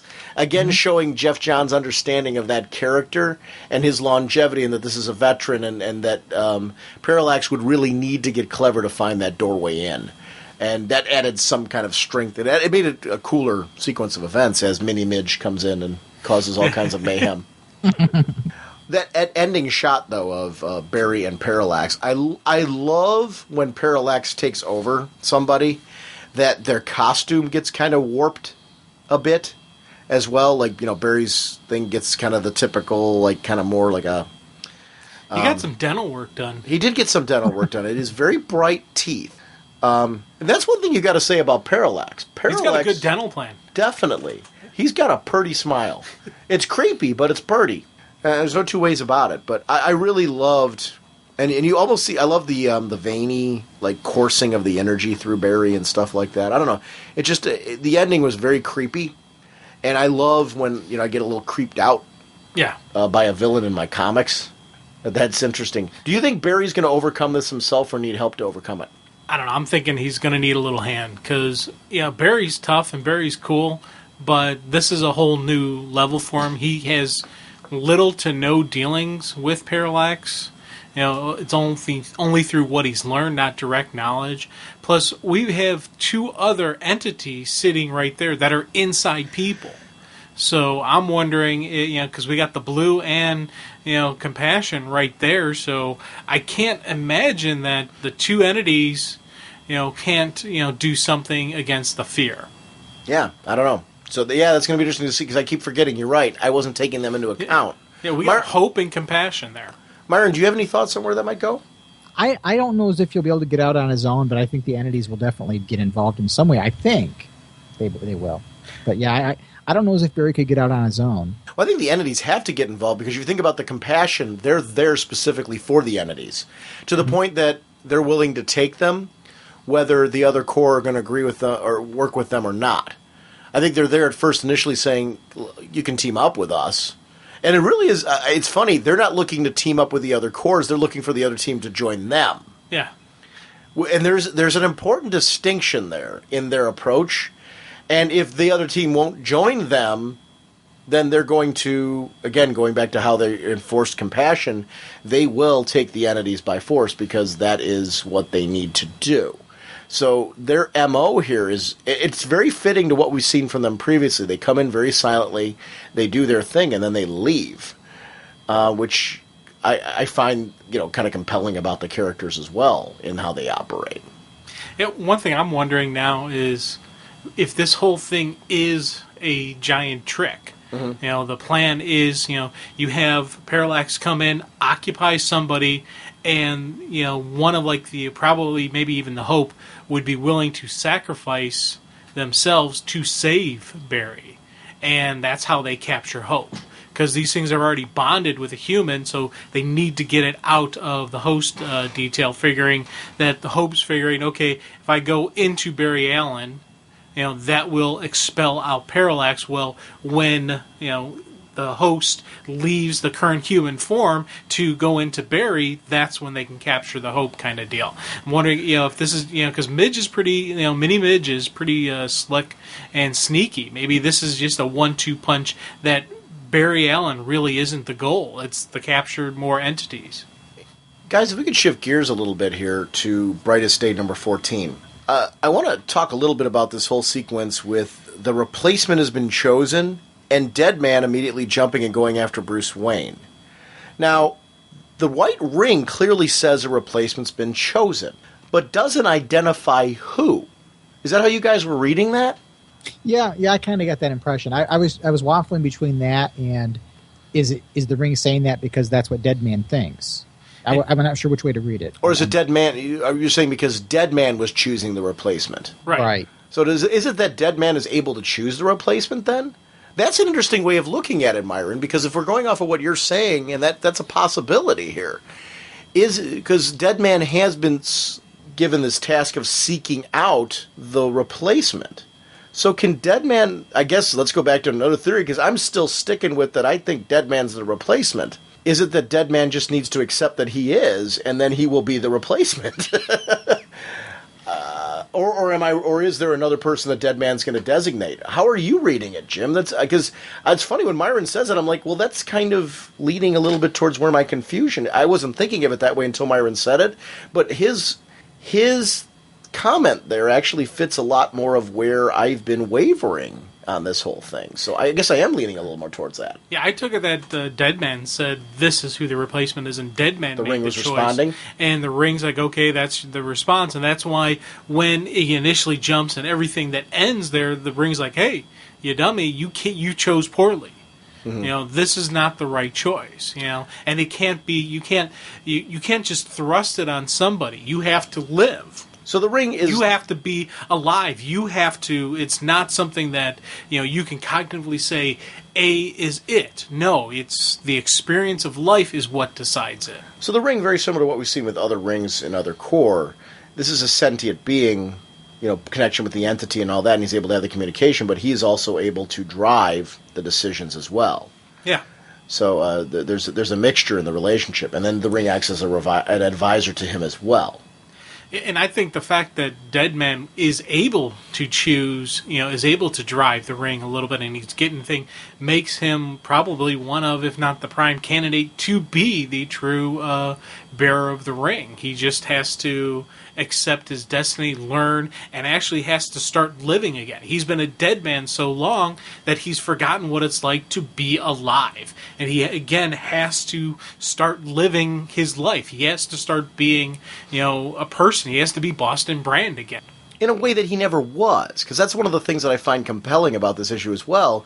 It goes into his background, deep into his background before the murder, and shows what his relationships were like with other people, and just how it was all about him, and he never really cared much for anybody other than himself. And that's the problem that he's making now, is that he's not looking, and he actually gets to now have this opportunity through this death sequence where he gets shot, to start looking through at,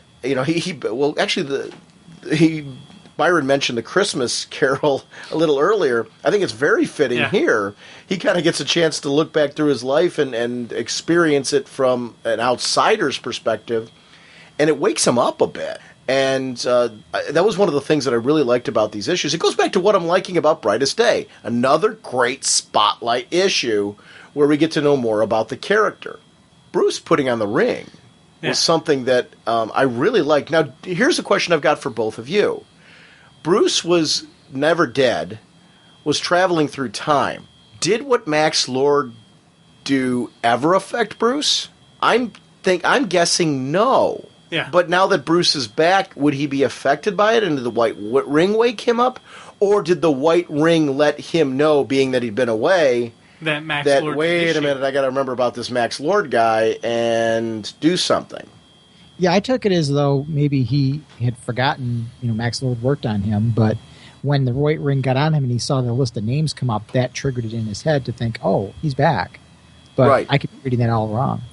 I kind of took it that Bruce always knew who Max Lord was. He never lost his memory. But what's the point? Bruce wouldn't have a reason to come back and say, hey, so how's Max Lord doing? He's still dead? You know, in Bruce's mind, Max Lord is dead. And no one mentions Max Lord because nobody else knows he's there. I'm going to correct that.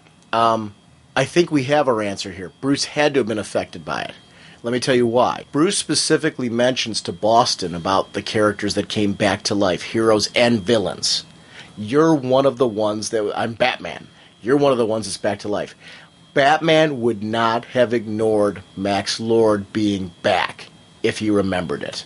Okay. So I think we have our answer right there. Would Bruce have ignored Max Lord's back? No way. So he had to have been affected. What he went through with the White Ring, though... Cleared it. Because that you think about the effects that the White Ring has and how it brings life back and it would heal things.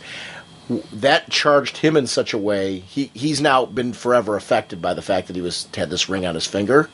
Bruce is able to remember that Max Lord's back and hold on to it. Yeah. Or it could be just when people were talking about villains coming back, nobody ever would have mentioned Max Lord to him. But he knew everybody that came back, heroes and villains. So... Yeah, the Thrawn and Captain Boomerang as the villains who came back. But there was 12 that came back altogether. He knows all of the heroes. Did Bruce mentioned that. He specifically said all the heroes and villains well, that came he said back. all. He didn't say all 12. No, but he does. Maybe in Bruce's mind, there's only 11 back because That's all what his intelligence. Well, all his intelligence that he got before that ring was put on was that 11 people came back. Okay. So he never knew Agreed. Max Lord came back. Because once the media would have said that. Yeah, once he put the ring on, that's when Okay. he learns that all 12 are back now. So going off of that theory, then there's a possibility Bruce was also never affected by the Mind White. He just never knew. Yeah, he just never knew, and nobody would mention it. And actually, I'll buy into that as a plausible explanation as well. So that's fine. And then the ring alerted him, and that's what brought him. Yeah. That's what lets him know. So okay, yeah, I can go, and I can easily go with that theory. So actually, I'll be honest with you, I kind of like that one better because it makes more sense with his time travel. It's going to be interesting to see now. Are you reading Power Girl, Myron? No, I'm not. Am I gonna mess you up if I mention something from Power Girl? Right ahead. Issue number 18 came out recently, and in issue number 18, she's been having horrible things happening to her life. It seems like somebody behind the scenes is taking all of her money. Not it seems, it's definitely what happened. They've embezzled all of her money. But she's also got to the point where she's gone to secret labs where their alien technology and cloning processes are being used to create weapons. They created a clone of Power Girl, an almost perfect clone. And it's part of I'm guessing, Jim, are you reading it as a clone army that's being created almost to be used against the metahumans? Also as a way to find weaknesses in them. Well, it turns out this army was created by Max Lord. And through the situation and what happened, Power Girl goes through this bit where she sees Max Lord, and she's still being affected by what Max did. But at the last minute during this dazed moment, she sees this label from Cord Industries. And everyone's been under the impression that Ted Cord committed suicide because of what Max did. Well, when she sees that and then sees Max and then starts connecting all the pieces together, she's like, wait, he didn't commit suicide. Yeah, she remembers. He was murdered by Max Lord. And this isn't the first time we've seen her have this. She had this same conversation with Dick Grayson where the two of them started to remember it, and it went away. So now we've seen her at the end of the issue in Power Girl number 18. She's in a similar place where Bruce is at. So what we're seeing now is, and I guess, and why it's relevant at the end of this issue, what we're seeing in multiple titles now, at least two right now, two more characters that are aware that Max Lord is back. Who's going to ignore Power Girl and Bruce Wayne? Yeah. Well, they're going to go to John, you figure, and start working on getting some other people. And, Max is... You got to think that Max is planning for this. He knows that eventually, his plan's going to lock off, and they're going to remember who he is. That's why he's building this army of, Kryptonian clones or the other super freaky power beast monster kind of deals that I can't even think what they called it in Power Girl, but that other really powerful creature going on. He's building his army. He's preparing for the fact that eventually everybody will remember what he did and who he is. He's going to be set for it. So come after him, if you want, with all your metas. He's going to have his own meta army ready for you. I loved seeing Dove at the end of this issue as well, crying for the death of Deadman, because this is somebody who she's become close to in this series. They've been through a lot together. He kisses her at the end. It's kind of a first opportunity to really embrace life. Yeah. Again. It's funny. I'm looking at that moment and I'm like, boy, she's got an interesting love triangle going on there, because I think it's pretty clear that she's got feelings for Hawk as well. How is Hawk going to deal with this?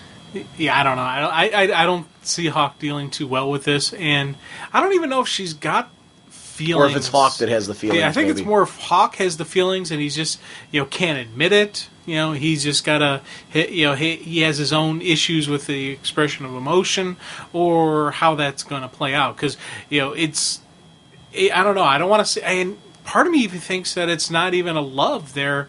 It's something else. It's not, they don't have feelings for each other in that way. Which one, Hawk and Dove, or both of those two towards each other? Okay. They have feelings, and there's something there, but it's not your not quite brother and sister, but it's not quite lovers either. Yeah, it's that other type of relationship, that other special bonding that they have.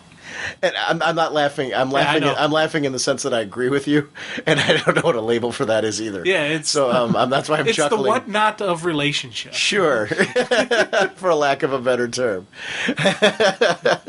This is a series that I'm really finding just more and more interesting as it goes on, and things are heating up. Yeah. In this Brightest Day story. And that's why I figured we could at least casually chat about this a little bit, because I think it'd be kind of fun. It's funny that when I read that, I'd read a Deadman series. Yeah. And depending on what they call them, it was funny when you mentioned the kiss, how that scene when they're actually kissing, you see the ring glowing again. So it's reacting to him living, him pursuit of life kind of deal, and it's also it does again show there is a strong connection between the ring and him. And why was he the only one that got the ring? Yeah. So interesting. I don't know. Myron, where are you at? Do you think he's going to be the chosen one, or do you think there's somebody else, or are you still not sure? I'm not sure. It's interesting. I like to kind of figure out what's going on in books, but I'm also happy when I don't know and I can't figure it out. And I'm in that spot right now with this title. I really don't know where it's going. I could see Boston Brand being the chosen one, but I could see it being someone we haven't even seen yet. Yeah, I guess, it's funny, from issue to issue, I think I run into that position, too, where I'm thinking it's one of the... Because last time we had this conversation, I'm like, well, I think Bruce really is the chosen one. And I'll fully admit it, that's what I was thinking. But this is a great example of my experience with this book. Now it's Deadman all along. Next issue, there could be something, next Deadman issue, whichever one, he's going to be in next, could totally convince me something else. Myron, I guess I am a lot more like where you're at on it. I tend to teeter-totter more strongly one way or the other when I do it. But I do teeter-totter throughout it, because we did have this discussion last time, and I was like, you guys are wrong, it's Batman. And I'm happy not to know, because I think it would ruin the enjoyment if it was telegraphed this far out. I wouldn't be enjoying the ride quite as much. Yeah, I think sometimes I like a mystery where it unfolds and I'm convinced that I know what's going on. And when I say that, what I mean is I can be dead wrong at the end, but I like that ride too. I think that's what I'm enjoying about this as well, is I'm trying to figure it out from the clues they're leading out, but yet I am winding up in the same place you are. I think there's a nice, clever element here that's going on that's keeping you not quite sure, and it works. But they are giving us enough that I think we can try to speculate, which is, to me, that's always some of the most fun in it. So I think that's where we're just having a really good time with this. It's a cool layout, and looking forward to seeing who is the final chosen one. Myron, tell our listeners about the blog of OA, because if they're not checking out the blog of OA, they definitely need to be, because it's a beautiful site. I really love what you're doing. Well, thanks, Sean. Not to be mushy, but I got back into comics quite a while ago. But I've been reading comics for about 40 years, And I was very inspired by you guys in the podcast because you guys are such great ambassadors for the medium. And I wanted to kind of be involved with the website, but I knew once I started writing stuff, I was going to be writing kind of a lot. And at that point, you didn't have your new template up that you've got now, and it was kind of hard for you to do a lot of updates. And so I thought, well, gee, maybe I should just start my own thing. And so kind of what I did is I thought, well, let me create my own blog, and this will kind of be my love letter to the Green Lantern mythos since there's a resurgence of popularity in everything Green Lantern. And to make a long story short, Green Lantern saved my life as a kid. So I thought, I want to be a good ambassador for Green Lantern the way that you guys are great ambassadors for the whole comic book medium. And that's kind of what led to the formation of the site. It's a great time. We talked about it at the beginning. This is a fantastic time to be a Green Lantern fan. I was at, my wife and I went to see Harry Potter over the weekend. And I really went because I wanted to see Harry Potter because I've really enjoyed those movies. But I knew because the buzz has been that you get to see the Green Lantern preview, and I'd already seen it on the net and stuff. Well, there's something so cool about seeing that on the big screen. Yeah. And I got to be. What do you guys actually? Let's talk about that really fast before we wrap up. What did you guys think of the trailer? What did you guys, in particular, the costume in motion? What do you guys think of it, Myron? Let's start with you. I thought it looked great in motion. I think if I have a concern about the costume, it's in the mask. And I noticed that throughout the trailer, the mask isn't exactly consistent. So I think they're still working on a lot of the CG there. What was interesting for me was to gauge audience reaction, especially from people who had no idea what this was going to be about. Because when the trailer starts, you almost get the impression that it's going to be a Ryan Reynolds rom-com. And people were kind of reacting that way and giggling about the water in the tap comment. And then when the tone changed of the trailer and the music changed and it got much more serious, people were kind of like, wow, this is kind of cool.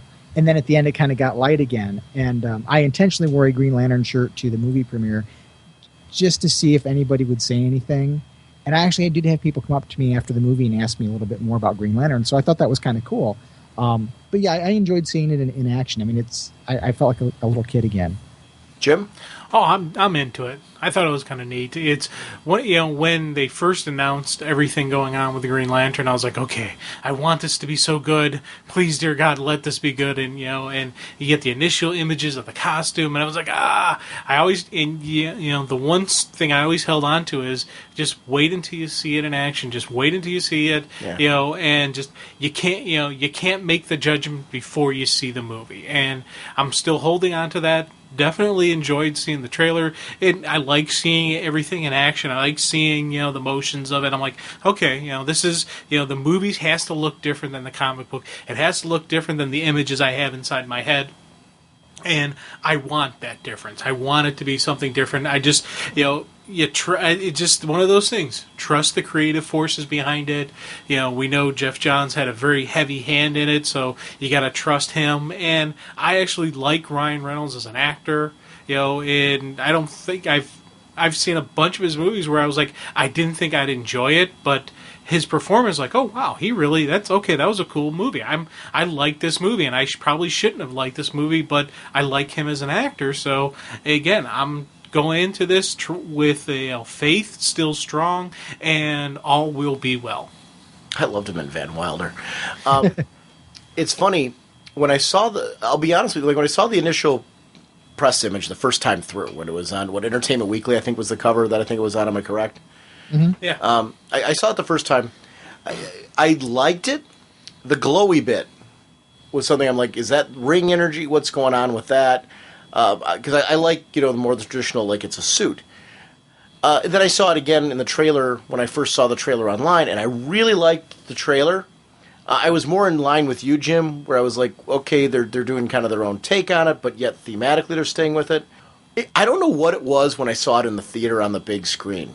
My tune kind of changed in the sense that I felt it was a lot more true to the Green Lantern mythos. When you see him first zap on the costume in front of him, he goes, I know, cool, right? I was really looking at the fact that it is Hal's modern costume, whereas the green goes to the waist, like more of that belt-like thing, and the black goes all the way down to the knees then. The boots were more what I expect from a Green Lantern boot. It's a little bit more glowy as it gets towards the neck and where the symbol is. But I was looking at it, I'm like, the colors are right in the right spots overall. It looks pretty darn close. Seeing him fly to O and then seeing Sinestro and all these other characters there, I'm like, wow. Abin Sur. The ring has a little bit of a variation in the color, in the way, it looks more like a ring than, just all green. But yet, to me, it felt more like there was more substance to the ring. It felt more like a source that could house or be a conduit for power, and yet didn't take away from me that it was part of the Green Lantern universe. I gotta say, the trailer on the big screen, and I do encourage people, like, if you're going to a film that has this trailer, make sure you show up early enough to watch the trailer, because I thought the trailer on the big screen just totally sold me. I was like, whoa, much more than when I saw it on the net. Yeah, I agree, and I thought it looked really good, and we still have 7 months to go. Yeah, oh yeah. And agreeing with you, Myron, that there's going to be tweaks that improve on it. It's just a trailer in the beginning, but there was some. I don't know what it was. I was impressed when I saw it online. I was more in the place where you're at, Jim. Yeah, where I was kind of like, I've only seen it online. So. Yeah, and I don't know if it was just because I saw it on my computer screen versus to see it blown up on that big screen. Though I was like, whoa, this works. It really works. Seeing that fist come out of the ring and punch the thugs that were like trying to beat up on him at that moment, where and the whole time he's having this conversation with Carol, and you really she's reminding him that no, you are this guy that can overcome great fear, and her role and all that. I loved it. I was like, whoa! I'm like, no, this is it. And I don't know what the difference was when I saw it in the theater. If it was it being seeing it on that epic size and scope, but it felt so much more true to Green Lantern versus it being a quote-unquote take on Green Lantern on the big screen than it did online. I don't know. I really can't tell you what the distinction is, other than maybe it was just being able to see it more clearly with the fact that it's just larger than life in front of you. But I was really wow. Yeah. So I recommend for everybody, please, if you have a chance to see it on the big screen, do yourself a favor and do it there, because that's really the way to see this trailer. This is a film that's meant to be seen on the big screen, and I will be seeing it in 3D. Definitely. And for anybody out there who has a PlayStation 3, a while ago I did a Blackest Night theme. I did just put out a Green Lantern movie theme. Ooh. With some of the snapshots from cool. the trailer. Yeah, and Blogavoa, the website is under favorite blogs at ragingbullets.com, so please make sure to click on it from there or from the show notes, right directly from the show notes as well. And that's a regular stop for me as well. So, Myron, great job on that site, and I'm really enjoying it. Thank you. All right, Myron, we will definitely do this again soon to catch up with you on more of the Green Lantern universe, but thanks again for joining us tonight. Thanks so much. I appreciate being a part of the show, and I'm looking forward to it. Reaching melting point. Not sure we can make it. Okay, take 2. Greetings, gentlemen. It is I, David, Wallace, Kal-El Prime. It has been a while, has it not, gentlemen? What, 2 years or something like that? Round about Final Crisis was when I sort of dropped the proverbial DC. Now then, I am back and reading comic books again. The reason I got out of comic books was basically priorities, financial constraints, all of that fun stuff that usually involves dropping comic books. I'm happy to say that I'm back now. The books are out of storage, reading again, having a great time with it. But I'm also 2 years out of the loop. Now then, 2 years doesn't seem like a great deal of things considering DC is celebrating the 75th anniversary this year. However, 2 years means a lot to somebody who was diehard DC Comics and reading pretty much everything with the exception of Legion, because I've never got Legion. I'm about to get lynched, I know, but still, I was pretty much at the time reading everything. But now I'm back 2 years later, and I'm reading the main things. Obviously, I'm all up to date with Green Lantern. I'm pretty much well up to date with Batman. I am reading Superman. I'm reading Wonder Woman. I'm reading all of the essentials, to be honest, the icons of the DC universe. My question to you is this. What have I missed in those 2 years? Yes, I am catching up on an awful lot of stuff. So I do have all of the traded Gail Simone run of Wonder Woman up to this point. I'm catching up on JSA. I've just finished off reading Thy Kingdom Come. I've got the Black Adam to read as well. Obviously trade paperbacks because hunting down single issues will kill me. what trades over the last 2 years am I sorely missing? Where is my DC Comics fix not being fulfilled? Where would you guys recommend for somebody coming back? Also, as well, what's currently out at the moment, aside from the big ones, which I'm obviously reading, what would you recommend as well? Now, naturally, I haven't been listening to a lot of the shows since I got back into it, just simply because of the fact that you are a spoiler podcast, and I am one of those guys who sadly can't take spoilers in any way, shape, or form. So I'm sort of like dipping in here and there at specific reviews. Thank you so much for the timestamps. So yes, that is my question to you guys. This is take two. My first one was not as succinct or to the point as this one, but I hope you guys will answer it, and I hope to open up communications with my favorite DC podcast again. I may even throw some comments out about comics that I'm reading and things like that, like back in the old days anyway. So, until next time, everybody. And Sean, Jim, I'm so glad to know that you guys are still doing this. It's so nice to know that even with all the franticness of dropping comics and picking comics back up again, Raging Bullets is still the stable corner rock of any DC comic fandom. So, anyway, until next time, bye. Funny part is this is take two for my comments back to you, which means it'll probably be longer. You said you're reading JSA and stuff like that, so I'm going to kind of stay away from that. I don't know if you're reading JLA, and if you are, my recommendation for JLA might seem a bit strange. I would highly recommend starting off with 50 and 51 to see how you like the current team. I think this is the point where Robinson's kind of defined who this team is, and for me personally, I think this is what I've been anticipating and hoping would come out of the series. So if you're not reading that book, it's a Crime Syndicate crossover, or, you know, them versus the Crime Syndicate, and I would highly recommend checking that out. As far as things that you missed, I noticed you didn't mention Blackest Night, and I don't know if you're not reading the Green Lantern books or what's going on there, and if I missed that, I would highly recommend you can pick up the Blackest Night miniseries on its own. It's been collected in hardcover. I believe there's a soft cover out as well. I have the singles, the floppies, so I know Jim's been collecting the hardcovers. So I would highly recommend checking out Blackest Night if you did not. And there's a whole bunch of extra stuff, the Green Lantern books and the Green Lantern Corps books, that you can read to go along with that. But the mini you can kind of read on its own and decide how much you want to get into all that. If you really like the event, you'll want to grab, you know, the trades of the outside stuff and really enjoy that. But to me, Blackest Night is essential reading. Then I would take that right into Brightest Day, because it just feels like Brightest Day is leading to something huge. And along with Brightest Day, I would go with Justice League Generation Lost. I mean, these are some staples right now that if you aren't reading those, it seems to be like the big universe things to read that I would definitely be following. The Flash is leading into this great thing called Flashpoint. So if you're not reading The Flash, the Barry Allen book, it just finished issue 6, which is the end of the first arc. So the cool thing is if you want to start with issue 7, you can kick off on the new arc and get the trade for the first 6 issues. So you're at a really good jumping on point for that series as well. And you can read Rebirth, which kind of tells how Barry came back. But I really feel like you can jump onto that 6 issues of the Flash solo series. And you don't really need to have read Rebirth for that. You can kind of, you know, I don't know how much, I don't want to like start throwing a ton of things at your budget right now, other than just to say the Barry series, it's leading to Flashpoint. And I do think the events that have just happened in the first 6 issues are going to be pivotal to that.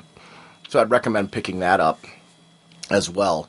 Time Master's Vanishing Point is a mini-series that looks like it's also going to play into this Flashpoint concept. That's one that you can probably pick up and trade after it's done, and kind of get into that one, depending on how much of these outside things, because I'm sure whatever happens in Time Masters you can pick up as you're going along. It's hard, like you said, after 2 years, I don't want to have you grabbing 2 years worth of material. You're going to want to do that gradually. So these are the things I'm telling you right now. I think some things that I think are pretty essential right now to kind of follow on. And then along the way, you can grab some of the extra stuff that you want to read as your budget allows it, versus killing yourself to get current. Some books that are outside of the main titles that might be fun reads for you. You mentioned Secret Six. I don't remember if you mentioned it in this one or if you mentioned it in the other one. If you're not reading Secret Six, that's one, just for the sheer joy of it, I would go back to the beginning and read all of Secret Six. It's my favorite book. I teeter-totter between that and Birds of Prey, but and And I still got a teeter-totter between that and Birds of Prey as far as which is my personal number one book. I was a Gail Simone junkie, I know when you were listening a couple years ago, and I'm still a Gail Simone junkie, so, and Secret Six is no exception to that. Teen Titans was another book I believe you mentioned in one of your two versions of the voicemail. Teen Titans was just taken over by a new creative team, J.T. Krull, Nicholas Scott, Doug Hazelwood, and Jason Wright on the colors. And it was with issue 88. And that's, to me, it's a great jumping on point. And I would look for new creative teams jumping on a book. That would be a great jumping on point for Teen Titans. Books outside of that, Jonah Hex is a great read because you can jump on wherever you want. I don't know what your feeling is about Westerns. Jonah Hex was a surprising book to me on how much I'm really enjoying it. It's by Justin Gray and Jimmy Palmiotti. If you're not reading that book, it's great because most of the issues are done in one. So you can really pick up one issue, decide if it's for you. If it's not, you're out one issue. So it's a great DC book that falls completely out of continuity that you can follow and enjoy. I don't know what your feeling is of books like that are out of continuity, because DC's got this First Wave going on, which I really like. It's First Wave is a mini-series. It's set in like this new pulpy universe that they're doing. And there's two other books that go along in the universe, but they're really independent of all of it. Like they're thematically set in the universe, but you don't have to be reading them and the mini together. Doc Savage and The Spirit. And even if you didn't like The Spirit the first time around, The Spirit and Doc Savage are very different to the Spirit that was released before. It is set more in a pulpy film noir world. So I would, those are books that I'm really enjoying the First Wave line because for me they're a little bit of a breather from some of the DC books. Superman Batman just had a really cool issue that was released. And it was by Joe Kelly and Ed Benes. And it was Batman and Superman, and the story was told from the perspective of two kids. And I don't want to say anything more than that on that, just I would recommend reading that issue. It was a done-in-one issue, and it was a lot of fun. It was just released, so that's a great issue to read of Superman Batman that I would recommend. There's a lot of titles that are out there. Feel free to email me direct. And listeners, feel free to call in with voicemail suggestions of maybe other books that David should be picking up right now, maybe some things that he missed that you think are essential reading to understand what's going on in the universe right now that might fall into his parameters. 2 years is a long time. The hardcover Superman Earth 1, for example, is not an out-of-continuity thing. I thought it was brilliant. So that's a great read if you didn't pick that up. But feel free, David, to contact me personally, and we can continue this chat. And I would love to catch up with you. David, for those of you that don't remember, David was a major contributor to the show. He did things such as Top Bullets, and he did articles for the website and stuff like that. So, David, it's great to have you back and listening to the show again. And thank you for the kind words. And again, thank you for the comments about the timestamps. It's really helpful for me to know that people are able to skip around and enjoy the podcast if, they don't want to be spoiled and things. That's one of the reasons why we put the warning on. Our goal isn't to ruin anything for anyone. It's to make people a part of the discussions that they want to be a part of and to be able to have those discussions without having to censor ourselves. But again, our goal isn't to ruin anything for anybody. So I'm glad to hear that that's working out for you, and welcome back to the podcast. Hey guys, this is Starwolf Oakley, also known as Bobby C. I'm just calling to congratulate you on your work on this cult. It was a very good look at a very good comic. The only way I think the story doesn't completely hold up is that today, Batman would, at the very end, Batman would probably say something to Deacon Blackfire to sort of say, what you did wasn't that special. He would sort of say something to take the wind out of his sails before beating him up. He might say, the closest thing I can think of is something that Daredevil said to Mysterio in Kevin Smith's Guardian Devil story. He said, you drugged me and killed people. And that is basically what Blackfire did to Batman. This was saying, well, yeah, you may have broken me after starving me and drugging me and beating me, and it didn't take. And then you took over Gotham City by killing lots of politicians, cops, and military people. Maybe it'd have to be something a little more grand to say, to take the wind out of the sails before beating him so badly that he just begged Batman to stop. And that's it about there. Also, I noticed something about the flashback in book 4 to the death of the Wayne, is that it does look similar to the flashbacks from Dark Knight Returns in book 1, where Martha Wayne, almost said Martha Kent, Martha Wayne is wearing glasses. And I think the Cult and Dark Knight Returns are the only time you really see Martha Wayne wearing glasses. And that might be one part of Dark Knight Returns that only followed into the Cult, but never really caught on that, oh, Martha Wayne wore glasses. I mean, for years, we've known very little about her. They've only recently tried to give some backstory to her, I think Streets of Gotham. But, wearing glasses is at least a start. And in regard to the Cult, Deacon Blackfire does say something along the lines of religion is the best way to get people to do what you want.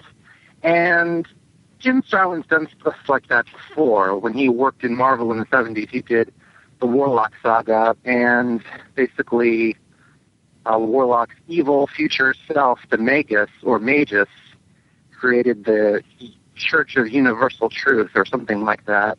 That was basically an evil church that, did evil church things, which is often a staple in science fiction for writers and creators who have certain issues with organized religion. And, anyone can have issues with organized religion and sort of blow them up quite a bit in a comic book story. Finally, regarding the Cult, I think this might be one of the few stories Batman stories, I should say, that deal with religion in any way.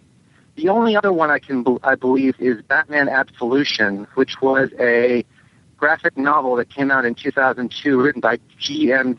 DeMatteis, and deals with religion in a way that at least shows some of Batman's ideas about it.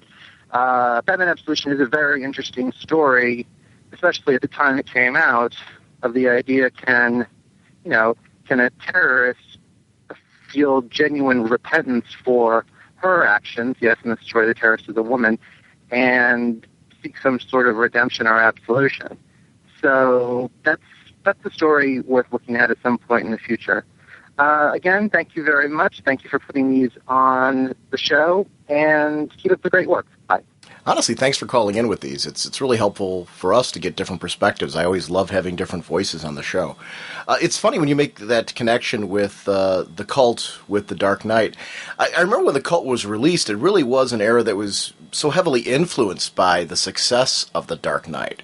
And, what was going on with Batman in general, that whole vibe of it was an exciting era to be a Batman fan. So I agree with you that there was a definite influence, especially with it both being prestige format miniseries, and so I don't think that was accidental. You're right, in the sense, though, I don't remember seeing that anywhere else but in those formats as well. Absolution's a great book and a great recommendation. I'm a big fan of anything by J.M. DeMatteis in general, not just Batman work. I love all of his work, Moonshadow and stuff like that. Just a very, very talented writer. So it's somebody that I tend to follow his work anyway. But J.M. DeMatteis writing one of my favorite characters in Batman, that's always going to be a win-win situation as well. I don't really have a whole bunch else to say about your comments other than thank you for them, because I think a lot of what you said just, speaks for itself. But thank you very much for the phone call. We really appreciate having that kind of commentary on the show, so please keep them coming. Guys, it's Don Sanderson. Hey, I need a little counsel from you. It's a little off the beaten track here, but I've been soul searching about this and wanted to see what you guys thought. I've been collecting comic books since probably the early 70s. I've got close to 4,000 of them right now.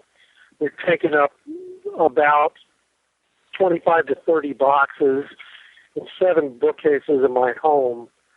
And I still love to read comics, and I think I'm going to probably continue reading for the next 10 or 20 years or whatever, as long as the good Lord lets me live here on Earth. But the thought of having another 30 boxes of comics is kind of daunting.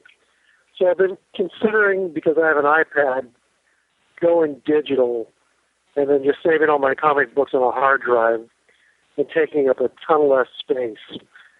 And, I don't know, maybe even selling my collection that I have now. and then repurchasing them, or going on a cruise to Europe, or who knows what. But anyway, do you think that's a good idea? Do you think that the digital thing is going to last? And I mean, I'm just looking at it solely from the standpoint of storing the books. It's just getting a little overwhelming.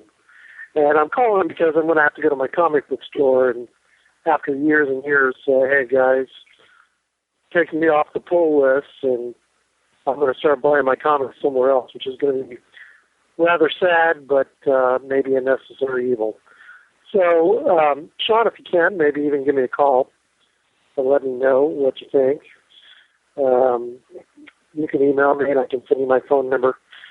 And if you want to talk about it on the show, that's fine too. But I'm interested to see what a lot of your listeners would think about, instead of buying real books, just getting the digital ones for the iPad. Talk to you guys later. Thanks for your input if you have any. Bye. Well, I would say, first of all, not an easy discussion. First of all, I've been an advocate for digital on the show. The one thing you want to remember is not everything you have in your collection is available digitally. So that becomes a huge deciding factor for yourself is, do I want to go digital from the apps or things like that? How do I want to handle that? It's a very tough choice because I've had to purge. I don't have all the comics that I've had since the 70s myself. There's been times where financially I've had to purge. So we're in a little bit of a different position there. So I don't have all the comics I've grown up with. I wish I did. I don't even have the first comic I ever bought. Again, I'd love to have that. But the honest truth is, I'll give you some honest realities about my comic situation. I have a lot of comics in my collection that I couldn't possibly go back through and reread my entire collection. It's just not going to happen because I get an intense amount of new material. So if I had to purge again right now, and I've done it actually on the show, I've gone to trades in some of my favorite books, and I've sold whole runs just to kind of save some space and get some money. The truth of the matter is I ended up taking most of those runs and converting them over to trades, and so I actually have the same run back again in trades, which was rather silly. But I guess what my suggestion would be, you have to take a really long look at your collection and say, how much of this do I want to reread again? How much of this would I, is there a certain title where I want to have the entire run, and I would be incredibly disappointed if I no longer had it? Do I like the digital format? Like if you've got an iPad right now, have you been buying digital issues? How do you feel about those? But keep in mind that there's no guarantee that DC is going to release everything digitally. They might. And if they do, what's that going to look like? I will say one of the things that I do like now is the app for the iPad, for example, you can now connect to digitally on your computer. So your comics aren't just restricted to the iPad or the iPhone. You can also read them on your computer. I'm a big fan of this. It's kind of like what Amazon does with the Kindle, where your digital product is available in those different avenues. The comics aren't available day and date, except for like Justice League Generation Lost. It's funny. For as much as I'm a fan of digital, I love the paper comics as well. So I'm not giving up on my paper. I do like reading the digital for comics that I'm not getting. I know I'm not really helping here in the sense that I would take a good long look at my collection and say, what can I part with, and what do I want to save? Because I'm sure there are things you can look at that and say, wow, here's out of my 30 boxes, which you said you have, which boxes could I purge and give up and say, I'm not going to read these titles again. I really enjoyed collecting them, but I could give them up for the space, and then it gives you room for new comics, seems like that's what you're looking for. Like, where can I put my new comics without clearing my space? And those are some decisions that I would make. I would take a really good long... And which comics would I really, as I'm looking through them, which ones would I be really upset if I didn't have there to be able to go page through again? Because there's those runs... And remember, you don't have to sell a full run of a title. You can sell them in chunks. Or you can say, let's use Batman for an example. Let's say, there's a good 20-issue run where you're like, these were okay at the time, but I don't see myself revisiting these. But the 20 afterwards I need to have, because that was a run that I just adored. So, maybe look at that and start chunking them together and keeping ones that are really important to you. and kind of looking that way and maybe making a perfect collection of comic runs that are ones that you're like, I will go back and read these. These are ones that I would I'd be very sad if I didn't have them. So, I think what you need to take a look at your collection and say, is it more important to me to have complete runs, or is it important to me to have stuff that I want to reread again? And maybe use that to drive your decision making. It's a very hard choice. And if you want to talk about it further, feel free to email me. And we can certainly chat over the phone as well. It wasn't an issue of me wanting to avoid that. I'm with you. I think it's an interesting topic. And certainly listeners, feel free to call in or, pipe up on the forums or things like that as far as what you have done or what you would do in Don's situation. Because it's not an easy answer, because I personally feel that a comic collection is a very personal thing. So, and I think there's a lot of, the way I look at my comic collection now is very different than when I looked at it when I was younger. I was very concerned with numbers and full runs. Now I'm concerned with readability, which is a big difference for me now. It's very important to me to have full arcs versus having every single issue of a book. I like having every single issue of a book, don't get me wrong, but as far as there's a lot of books where I've gone back, comics that I've sold, instead of going back and picking up an entire series, I'll go back and pick up favorite arcs. And I have those in trades or, in selected issues to be able to have those back again. But I certainly don't have the entire collection that I've had my entire life for that reason. So I hope I helped on some level. I know my answer was a little bit disjointed, but I think it's because it's such a tricky decision and it's very personal. I think you've really got to, before you do any of that, say to yourself, when I'm done with this decision that I make, what do I want my collection to look like? And if you want to go all digital, are you looking to become a digital collector? Then maybe you want to sell, those runs off then and have, complete digital run. I don't know. What your goal is and where you're going with that. I would say the one drawback to digital right now, though, is, do I think it's going to stick around? Yes. Do I think it's going to be the same thing as having the paper product? No. Right now it isn't. You can't get everything digitally. And that's a big deciding factor, I'm sure, for yourself, is can you get everything you want digitally? No. So you might want to take a look at that in your decision-making process. I do think that's going to increase over time, though. It's a fairly new medium. So, I would take that into your decision-making as far as what titles do I want to jump to digital and how do I want to handle that. And hopefully that'll help you make your choice. But I hope that helps on some level, and I'd certainly be glad to talk to you again about it. Hi, Sean and Jim and fellow Bulleteers. This is Faith Spears. I run the Comic Book Connection Initiative here in Columbus, Ohio, and it's a program that we started in March where we get donated comics from our local comic book stores and deliver them to homeless shelters and hospitals and food pantries, and we've had a lot of success with it. And we're on Facebook at Comic Book Connection Initiative, and stop by, say hi.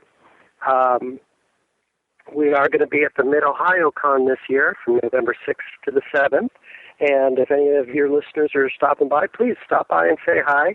We're looking at doing a raffle to raise money to send some of the more sophisticated adult-type comic books to our troops overseas. Because we've been getting a lot of those lately. So feel free to drop me a line. It's comicbookconnection@hotmail.com. Or, like I said, stop by our Facebook. We post pictures and some of the information on where we're donating to and what we're looking for. And I appreciate you guys giving me a chance to put this on your show. And hope you had a good time in New York, and look forward to the next episode. You guys take care. Bye. The Comic Book Connection Initiative is a really cool program, and it's really about helping kids in group homes and shelters and hospitals and things like that to promote literacy. And it's really, growing up, that's what comics were for me. That was just a great source of reading and imagination, and I see it with kids in my classroom, where that's really what they're all about. It's the kids, they start drawing their own comics. They start writing their own comics. It's really, comic books, even more so than novels, for kids are just a great way for them to launch into their own creativity. Especially for kids that like to draw, it's a great way for the kids to take the drawing process of just having one static drawing and crafting written stories stories of multiple panels, which then leads to paragraph development. So it's great for kids that are having a tough time writing as well as reading. So there's a lot of strengths to the comic book in as far as development for children, especially for needy kids or kids who are sick and things like that. So I love this whole comic book connection initiative. I want to apologize for this voicemail airing so late. Actually, very similar to Wonder Woman Day, I want to shout out to anybody. If you ever have anything to promote that's timely and you call into the show voicemail-wise, don't be afraid to email me at ragingbullets@gmail.com to let me know, hey, Sean, this is in there, and can you get this on ASAP? I'm always willing to jump and bump up everything that we need to. I try to air all of our voicemails for the show. Actually, I don't try to air all. I have aired since we've gotten them all, unless something happened to the voicemail when it was recorded. I've tried to air every single voicemail that we've had on the show. So I go in order, and especially with our New York Comic-Con content, listener voicemails got pushed back, so we're just getting to this one now, and I want to apologize for that. But the Comic Book Connection Initiative is something that's an ongoing thing. So I wanted to make sure to air this one and make you aware of it. I put links in the show notes to their Facebook page, and that means they'll be up on the website as well. So it's a permanent fixture tied into this episode up on the website. And please consider supporting it. It's just a cool program. And if we can do anything, Fate, to support the Comic Book Connection Initiative in the future, please make sure to let me know. Either call in with voicemails or shoot me an email. I want to do everything I can to support this. I think what you're doing is fantastic and very cool. And thanks for calling in. And we want to be a part of that in the future in any capacity. So if there's anything we can shout out that you're doing upcoming promotion-wise, and please consider emailing me direct, and I'll make sure to get anything on there in a timely fashion. But that's very, very cool. I actually want to give a shout-out to The Specialist webcomic. This is one, it's done by, for those of you who remember from a Smallville episode, a very good friend of mine, Chris Kendall, was on. This is actually his brother-in-law is involved in this, and it's called The Specialist. It's thespecialistcomic.com, and there's links in the show notes. And what The Specialist is it's a story of what might have happened if the Nazis had developed their superhuman Ubermenschen during World War II. How would this affect the war? How would the Allies respond? Those are questions we hope to answer in the comic. And that's kind of a cool tagline to this whole thing. I saw it up on the website. I really like the art style of it. And the great part about a webcomic is this updates every Monday. So it's kind of a cool thing to get behind. There's links right into the show notes to this, so check it out. It's free. So it's kind of a cool thing to check out. And if you like it, mention that you like it on Facebook so other people are reading it. But congratulations to them on this cool book, and I know that I'm going to be checking it out further and following along with it. So check out The Specialist Comic. Actually, this is a great time for me to shout out. We are a DC Comics fan podcast, but I love all of comics. So if any of you that are listening to the show have any kind of comic work that you're doing, whether it's in or out of DC, and you're a listener and you want to promote something, please feel free to do that. I don't want you to think because of the nature of our show we won't promote something that you're doing that's outside of DC. I'm glad to shout out anything and promote anything that you're doing, so feel free to call into the show and promote something. Give us a tagline to it, websites, anything that we can do to get the word out. I'm a big, not only with podcasts, you've seen me cross-promote other podcasts, but I certainly want to do that with comics or any type of work like that we can help out with on the show. So please don't hesitate to let us know, and feel free to email me at ragingbullets@gmail.com to let me know those things are coming through, because I want to make sure to support that. So make sure if I haven't done it, it's certainly an oversight. Make sure that I'm aware that that's something that needs to be a part of our website, and I always want to support our listeners and friends. You're supporting us by listening, so I certainly want to do the favor back, and that's cool. So definitely check out thespecialistcomic.com. Hey guys, this is Jamie, JD74 on the boards. Just wanted to let you know it was great seeing you guys again at New York Comic Con. I started listening to the episode and you got to Superman 703, and I wanted to talk about it for a bit because you guys made some interesting points, and so I wanted to go back and read it again. And I thought the first part was Superman, dealing with that guy, in the air is interesting. I remember, JMS talking about how this was going to be, Superman, defender of the people. Like kind of how he was in the Golden Age and back in the day. And I can see that, all these issues that he's done so far seem like he's, for the people. And I love the interaction between him and Dick Grayson. I love the line where he's like, how are we supposed to play good cop, bad cop for both bad cops? And then Superman replies, easy, we'll play bad cop, psycho cop. Guess which one you get to play. And, the back and forth between Superman and Batman was really interesting. But both of them make really interesting points about being a superhero. The whole being in another world and not really being able to be in that world with everyone else. And that's, the whole purpose of secret identities. I think that is the purpose of a secret identity, is to be in that world as, someone else. And, being Superman is a symbol for all people. But, I think the whole grounded thing is for Superman to understand what is going on in the world and not just, intergalactic threats. He wants to be there for everyone, which I think in the end will kick him in the butt. He's going to try to do too much for too many people, and somewhere along the line, that's going to be a problem. I think the scene with the Daily Planet was really, really cool. I don't know who the Debbie person is, but I already like her. And I wanted to talk about the crystal. I think it's something a little different. I think you see the teacher looking through the crystal. You see it focusing on Superman, and somehow in the next panel, everything goes dark. I wonder if it duplicates the abilities of whoever you're looking at through the crystal. Because if you look at, down the line when you get the bully fighting Superman, he's super strong, he's super fast, he can fly. He, obviously he doesn't use the heat vision or any other stuff, but maybe that's because he doesn't know he has them. I mean, you look at Smallville and those other things, Clark learned these things over a period of time, and this guy just got these abilities. So that might be it. And when you see Clark, going up against this guy, it could be the fact that he sees him as Kryptonian because he's flying, he's got the super speed and the super strength, and then that, all that stuff coming back from the Kryptonian War could be a big thing for him. The scene where he's, unloading with heat vision, I mean, he looks like he's enraged. And, then you go back to, all the reports of people saying, hey, I'm glad he was here, but, he fixed up my house, but, all this damage was done. And, you have to wonder,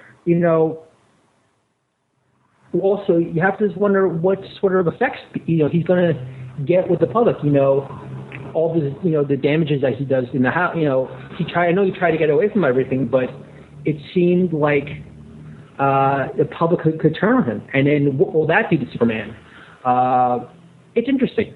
It's interesting to see what this effect this crystal has on the public and what it will do with its relationship with Superman. And I wonder if you're not going to see more heroes, having to come in and say, hey, Superman, what's going on? So I'm interested. I don't think this is a bad arc. I think it's got a lot of action. It's got a lot of human emotional content in it, and I think it deals with Superman in a world that is wondering about him. So I'm looking forward to seeing where this goes. It has a lot of possibilities, and I think JMS is looking at Superman from a more humane point of view. And it should be interesting to see where he takes it. So, all right, guys, talk to you later. Bye. I agree with you totally on the Superman-Batman moments. Actually, those were a big selling point for me because I found myself, because I read the issue multiple times, and I found myself in some read-throughs being totally on Batman's side, and on some of them being on Superman's side. And I think ultimately, in the end, I really do feel that I'm a little bit of column A, a little bit of column B, and that's what I really loved about it. I felt their debates were very natural, and I think, as people, based on life experiences, we tend to be focused in one perspective on the world at one time, and then, life changes will help us focus on another. I feel what Superman's going through right now is very natural. And he's looking at what other ways as heroes can they be effective in their job? What other things can they do that maybe they didn't do before, maybe they were ignorant of? And I like Dick Grayson's point, though, saying that there's certain things that we can't do and can't be a part of because of secret identities, and we can't get that close. We need to deal with the things a little bit more at a distance because of that. And it is an interesting point that what Superman's doing in trying to help these people is he causing bigger problems? I don't know. And the answer at the end, I think we're going to see. I think Superman's going to learn certain things that he is capable of that he maybe wasn't before. I don't know. I'm going to be very curious to see where this arc goes. That's what I'm enjoying about it is there's something that feels very human about what Superman's doing, and I'm relating to him through that. And that he does keep trying. Because we've seen him do a great deal of good in all this. And I love that aspect of him. In the sense that Superman doesn't settle for just, I can't do this. I've got to keep trying, and I've got to keep finding a way. And he hasn't given up on this quest of his in spite of the powerful argument that Dick Grayson was making to him. And that's something I admire. I've got to still understand it. I've got to still follow through on it because, there's a certain end game at the end here for me, and he doesn't quite know what it is yet. And I feel like we're journeying with him because of it. So it's an interesting arc. I do think I'm with you in the sense that the more it progresses, the more I'm enjoying it. I'm seeing the diversity in the issues as he's going through.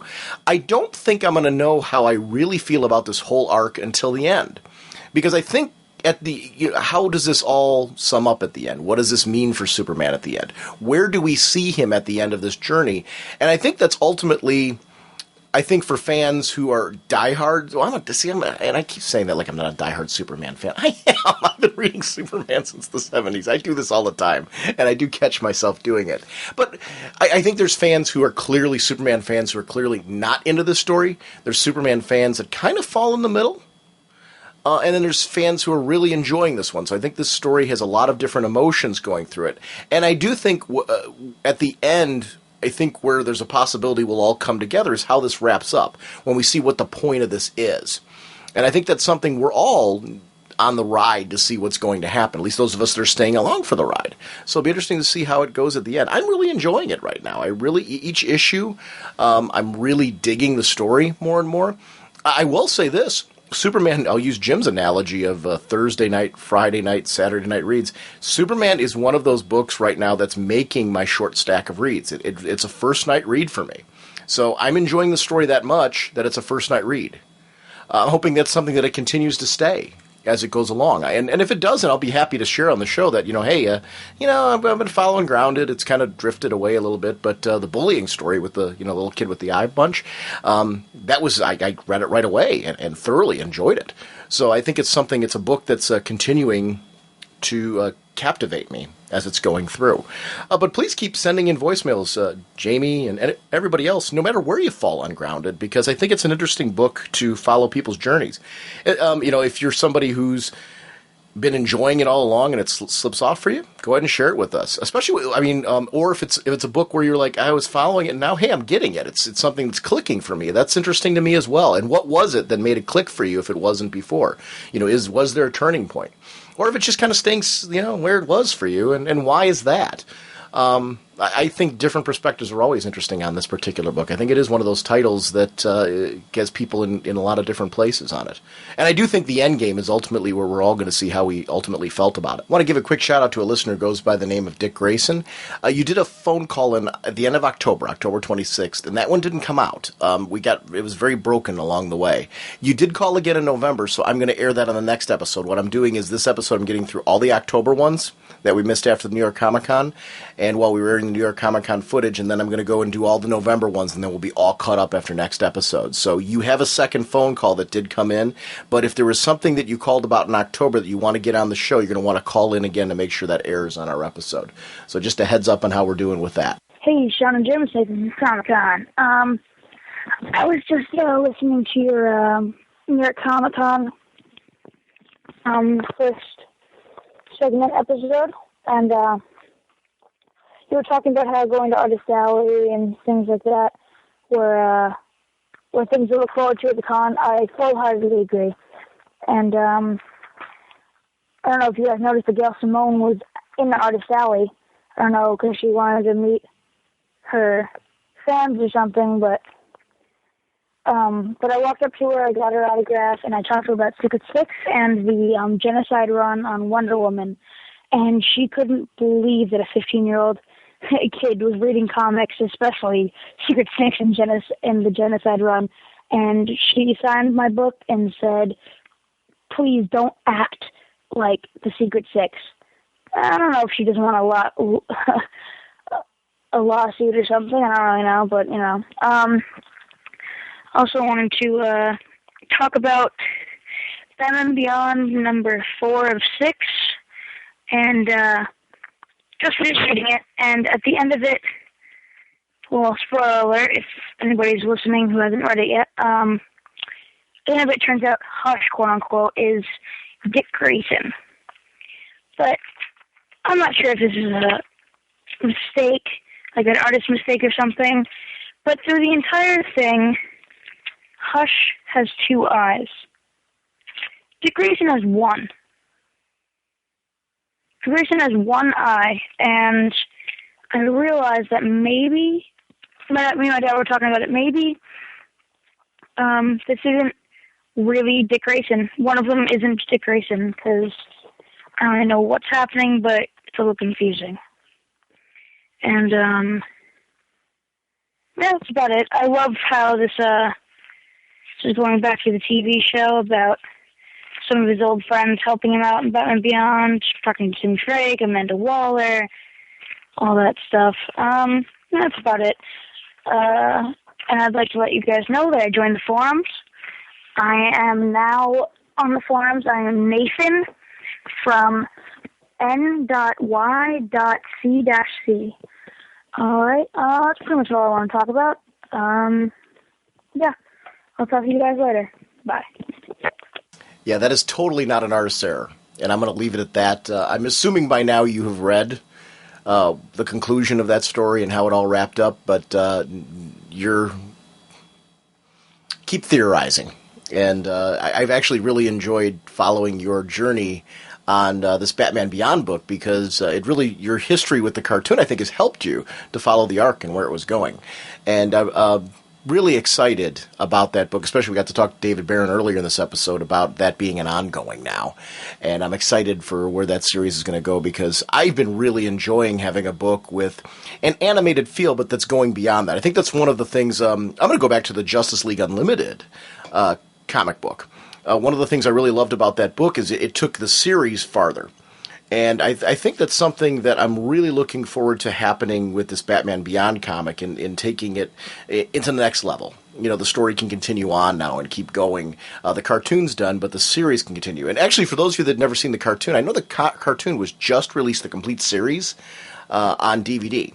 So if you've never seen it, you can actually buy it as a complete series now in a special collector's edition. So it's kind of a cool thing if you've never seen Batman Beyond. It's a great cartoon, and one that I highly recommend. And especially if you enjoy the comic, it's a great opportunity then to go back and see everything that came before. And the box set, I believe, contains it. I know it contains the entire series. The only thing I don't think it contains is the Return of the Joker movie. But it's a great way to get the entire episodes of the animated series with a lot of bonus features and stuff. That's really cool. So definitely check that out. And Nathan, as always, thank you for your insights, buddy. Looking forward to hearing more from you. Hey, Raging Bullets, this is Raphael's fans. I've had conversations with you guys on Facebook. I really dig this show. I think your enthusiasm. But a couple of episodes ago, you were asking about people who are not enjoying Superman and why aren't they enjoying Superman. And then Sean said, like, he heard at the New York City Comic Con that people that didn't enjoy the previous storyline weren't enjoying this one, and I fall into that category. I was enjoying what Jeff Johns and Gary Franks were doing on Action, and I was enjoying with James Robinson and, I want to mess this guy's up, Reuniti Guedes. I'm messing the guy's name up, but he's on Wolverine now.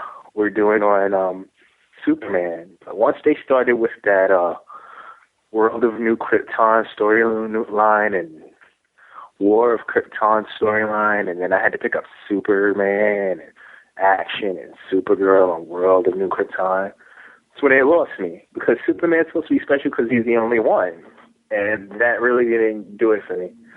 And then once that storyline stopped, and then we go into just Superman just walking the earth, and then you have Lex Luthor in action. It's not really doing it for me. That's just my perspective on the book. I don't want to be negative, so I want to talk about books that I do like. And I enjoy Green Lantern Corps a lot because I love Kyle Reiner. To me, he's my Green Lantern. I'm really enjoying Hellblazer. I picked it up for like the last couple of months, and it's really digging me. I'm enjoying American Vampire. And I love Scout. But I love Jason Aaron's work on Wolverine and Punisher Max and whatever else he's doing at Marvel. Spider-Man and Wolverine. I'm a big Jason Aaron fan. Scout is like really his voice. It's his true definitive voice. I'm enjoying that. I dig the show, but that's the reason why I'm not enjoying Superman.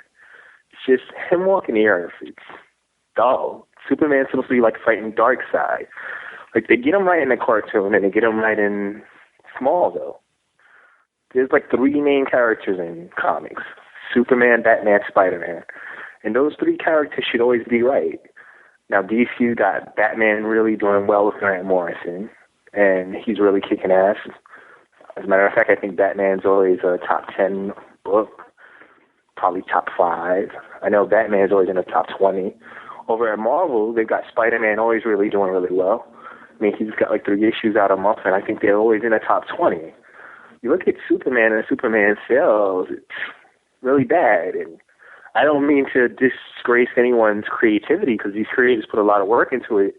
And I know they're trying a lot to do a lot different with Superman.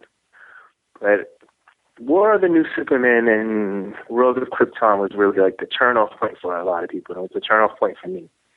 And then to jump into this, like him just walking the earth like Kane from Kung Fu, it's just dull. I mean, I know you guys are digging it, and I know there are a lot of people that... It's a controversial storyline. I know there are people that dig it and people that don't, and I'm one of them that don't. I just really wish we could get a Superman that I was enjoying.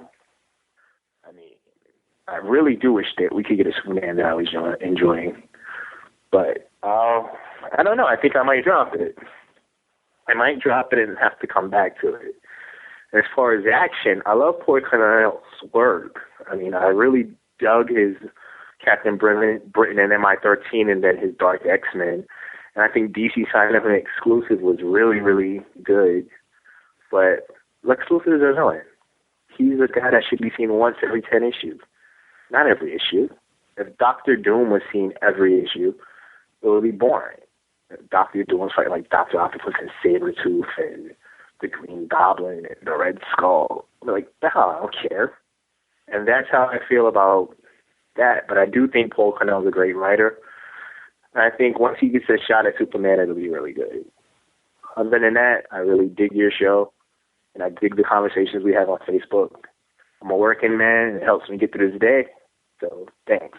Grounded actually should be, I'm not talking about the fact that your feelings on the book, but as far as whether or not it's a sales success, if you go to October 2009, the sales figures for Grounded, the Diamond estimates have it at like around 35,000 for Superman in October 2009. Now, if we go to the Superman book in October 2010, it's up to 50,000. So, and that's with Grounded going on. So it's interesting to see a year later we've got JMS's story going on, and whether you like it or not, and that doesn't change. See, in my opinion, I don't talk about sales numbers a lot on the show. John Mayo over at the Comic Book Page podcast, I really enjoy when John Mayo talks about sales numbers. He's very into the figures. He actually disseminates them in a really cool way. I've always enjoyed when he's had those discussions, and I love seeing his sales figures. For me, I'm interested in them after the fact. It's kind of an interesting standpoint, but it never drives my decision as far as buying a book. I buy a book based on my own personal interest. So sales numbers I kind of always look at and kind of gently, because I'm always glad when I'm enjoying a story arc, but I was enjoying, admittedly, going off of what you're saying, I was enjoying the book last year in October 2009 when the sales figures were a lot less.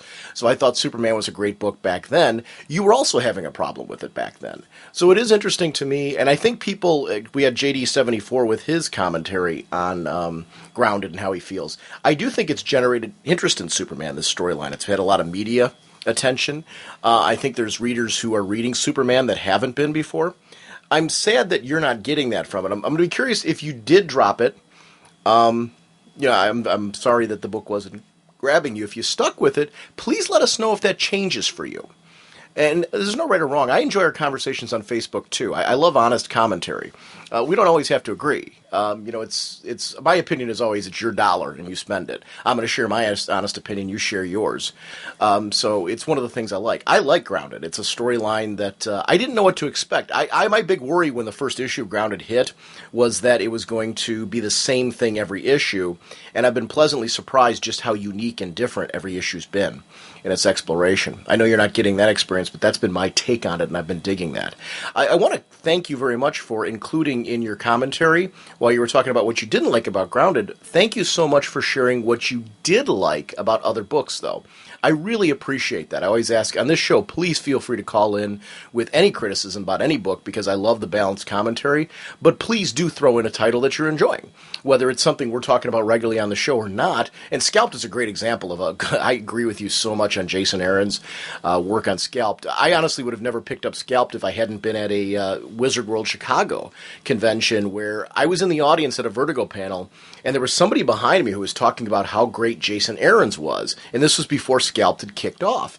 And just hearing them talk about Jason Aaron's, I don't know what book they knew Jason Aaron's from, but they were just talking about how great he was. I'm like, okay, I guess I'll check out this Scalped thing. It's a really good book. I've stayed monthly on Scalped all the way through. I actually considered going to trade on it, not because I didn't like it. I was stockpiling it because of the number of books that I'm reading. And I couldn't stop with the monthlies on it because I just think it's a tremendous read. So Scalped, I agree with you, gets the highest possible recommendation. But I'm sorry about Grounded and all that. And please let me know if any of that changes. If you do end up continuing to read it and that doesn't change, either way, give us some follow-up on your feelings on Superman. Paul Cornell. I love Paul Cornell. Knight and Squire is a book in particular that I think the second issue was better than the first. And I'm liking kind of these done-in-one stories in that miniseries there, but I think Paul Cornell's Action Comics has been just brilliant. And I'm looking forward to seeing Paul's take on Superman. I agree with you that I think he's going to have a very interesting take on the character, and I think we're going to get some great stories from Paul Cornell on Superman as well. I'm actually curious if you're going to give the new writers a chance on Superman, the new writer, I should say, a chance on Superman to see what his take on this Grounded storyline is and if that grabs you more or not. So let us know either way. But feel free, if it's not Superman related and you want to call in about other books, feel free to keep calling in on that and keep the Facebook discussion going. I'm enjoying chatting with you as well. I love chatting with listeners. And please, anybody, if I take an opposite opinion to you on Facebook or on the forum or something like that, don't take it personally, just like you're sharing your past and opinion. And I'm not saying that you did. This is kind of a general shout out to everybody. I defend my opinion just like you defend yours. And that's part of the fun of chatting this stuff out. A lot of times I wish half of the discussions that I have with people in the forums we could have together over dinner, because I think we'd have some really lively, fun debates that would, that's comic geeky goodness. I think we all want to talk about this stuff, when we passionately feel on opposite opinions. I think debating those things out are half the fun of comics. So I love our Facebook group. I love our forum group. And whether we all agree or disagree or whatever, it's fun to be able to talk comics with all of you. And it's one of the reasons why I try to air every voicemail that we get on the show, because I want to get your opinions on here. Because I think it's really, really important to just get different voices and different ideas. So thanks a lot for sharing that, and please continue calling. This is actually the last of the October voicemails, and what I'm going to do is our next episode, I'm going to try to get in all of the November ones. So my goal will be to get all of them. If I don't, it will be, the following episode will be all caught up. My goal is to get us back current and then to air our voicemails currently like we were doing before. The New York Comic Con, we had so much footage from New York Comic Con, I was airing that as an extra segment where our voicemails usually go. So thank you all for your patience on these being aired. I apologize if anybody's voicemail got pushed late. I will again, actually I'll make sure next year to announce when we go to a convention, like if we do C2E2 or something like that, that there will be a few weeks off for voicemails to let me know if there's anything to be bumped up ahead of time, especially if you got an emergency thing to air, like the comic book connection initiative. I want to make sure to air things in a timely manner that need to be. But thank you so much for everyone for calling. I really love these segments, and it's an important part of the show. Our voicemail line is on Skype. It's 1-440-388-4434. That's 1-440-388-4434. 888-848-4434 or Dr. Norge on Skype. And feel free to call us and be a part of the show. We love having you. He is called Hawkman. His gauntlets possess awesome powers. Our next episode, we're going to continue kind of what we've been doing the past few shows, where we're going to be looking at some current comics that are out. We're obviously going to be taking a heavy look at what's going on in the Batman books. We're going to be doing a series of segments where we're going to be touching on the various Dick Grayson and Bruce Wayne books that are being released. By the end of it, what Jim and I are going to do is talk about what our favorite Bruce Wayne book was between each of us. So, Jim and I might have a very different opinion on that. What our favorite Dick Grayson book was. And then at the end, which one we each think was the better book. Was it the Dick Grayson book or the Bruce Wayne book? I think it's just kind of interesting to explore it that way. So we're kind of going back to what we did at the beginning of the show, because I think there will be some very different opinions on as far as which one we're enjoying the most. And I think you guys might find that a little bit interesting. So that's kind of a cool thing that's coming up. But besides talking about the Batman books, we're also going to be taking a look at the DC Universe in general and just some of the interesting titles. Because I got a number of books over the past couple of weeks that have been released that I'd really like to chat about that fall outside of the Batman category as well.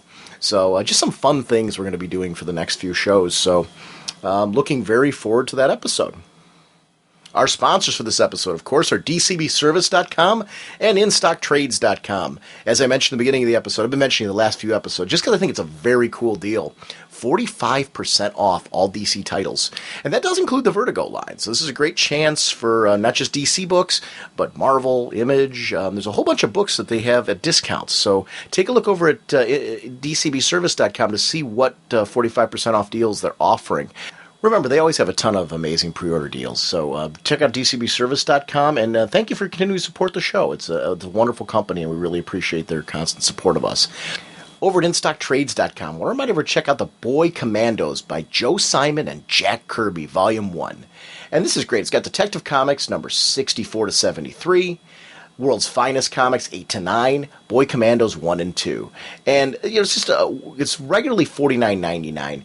38% off, only $30.99. It's like an amazing deal. I love these hardcover collections they've been doing of Jack Kirby's work, and obviously the Simon and Kirby stuff. This is stuff I haven't read before, and for me, this is a pure joy to be grabbing these volumes because I've become very interested in these characters in recent years. So to be able to have the opportunity to get these hard-to-find stories has been a pure joy for me. So if you're into classic comics like I am, definitely check out InStockTrades.com. They have everything, though, from classic comics to the modern-day ones. I'm actually looking here. They have Batman and Robin Deluxe Hardcover Volume 2. It's 38% off. It's $15.49. So, whatever you're interested in, they have the great deals there. And that's one of those deluxe hardcovers, which are oversized. So it's great if you're a collector of those as well. Go check out InStockTrades.com for their amazing deals. And remember, $50 or more, free shipping. Without further ado, we will see everyone next week. Bye.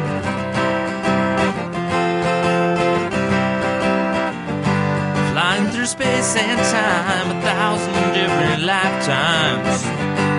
Faded for love and loss and incredibly clear sightlines. Swinging your mace around, such a practical outlook. Helping the JSA and occasionally supporting your own book. Hawkman, Hawkman, eagle eyes can't see. Hawkman, your plan and what you do to me. Hawkman.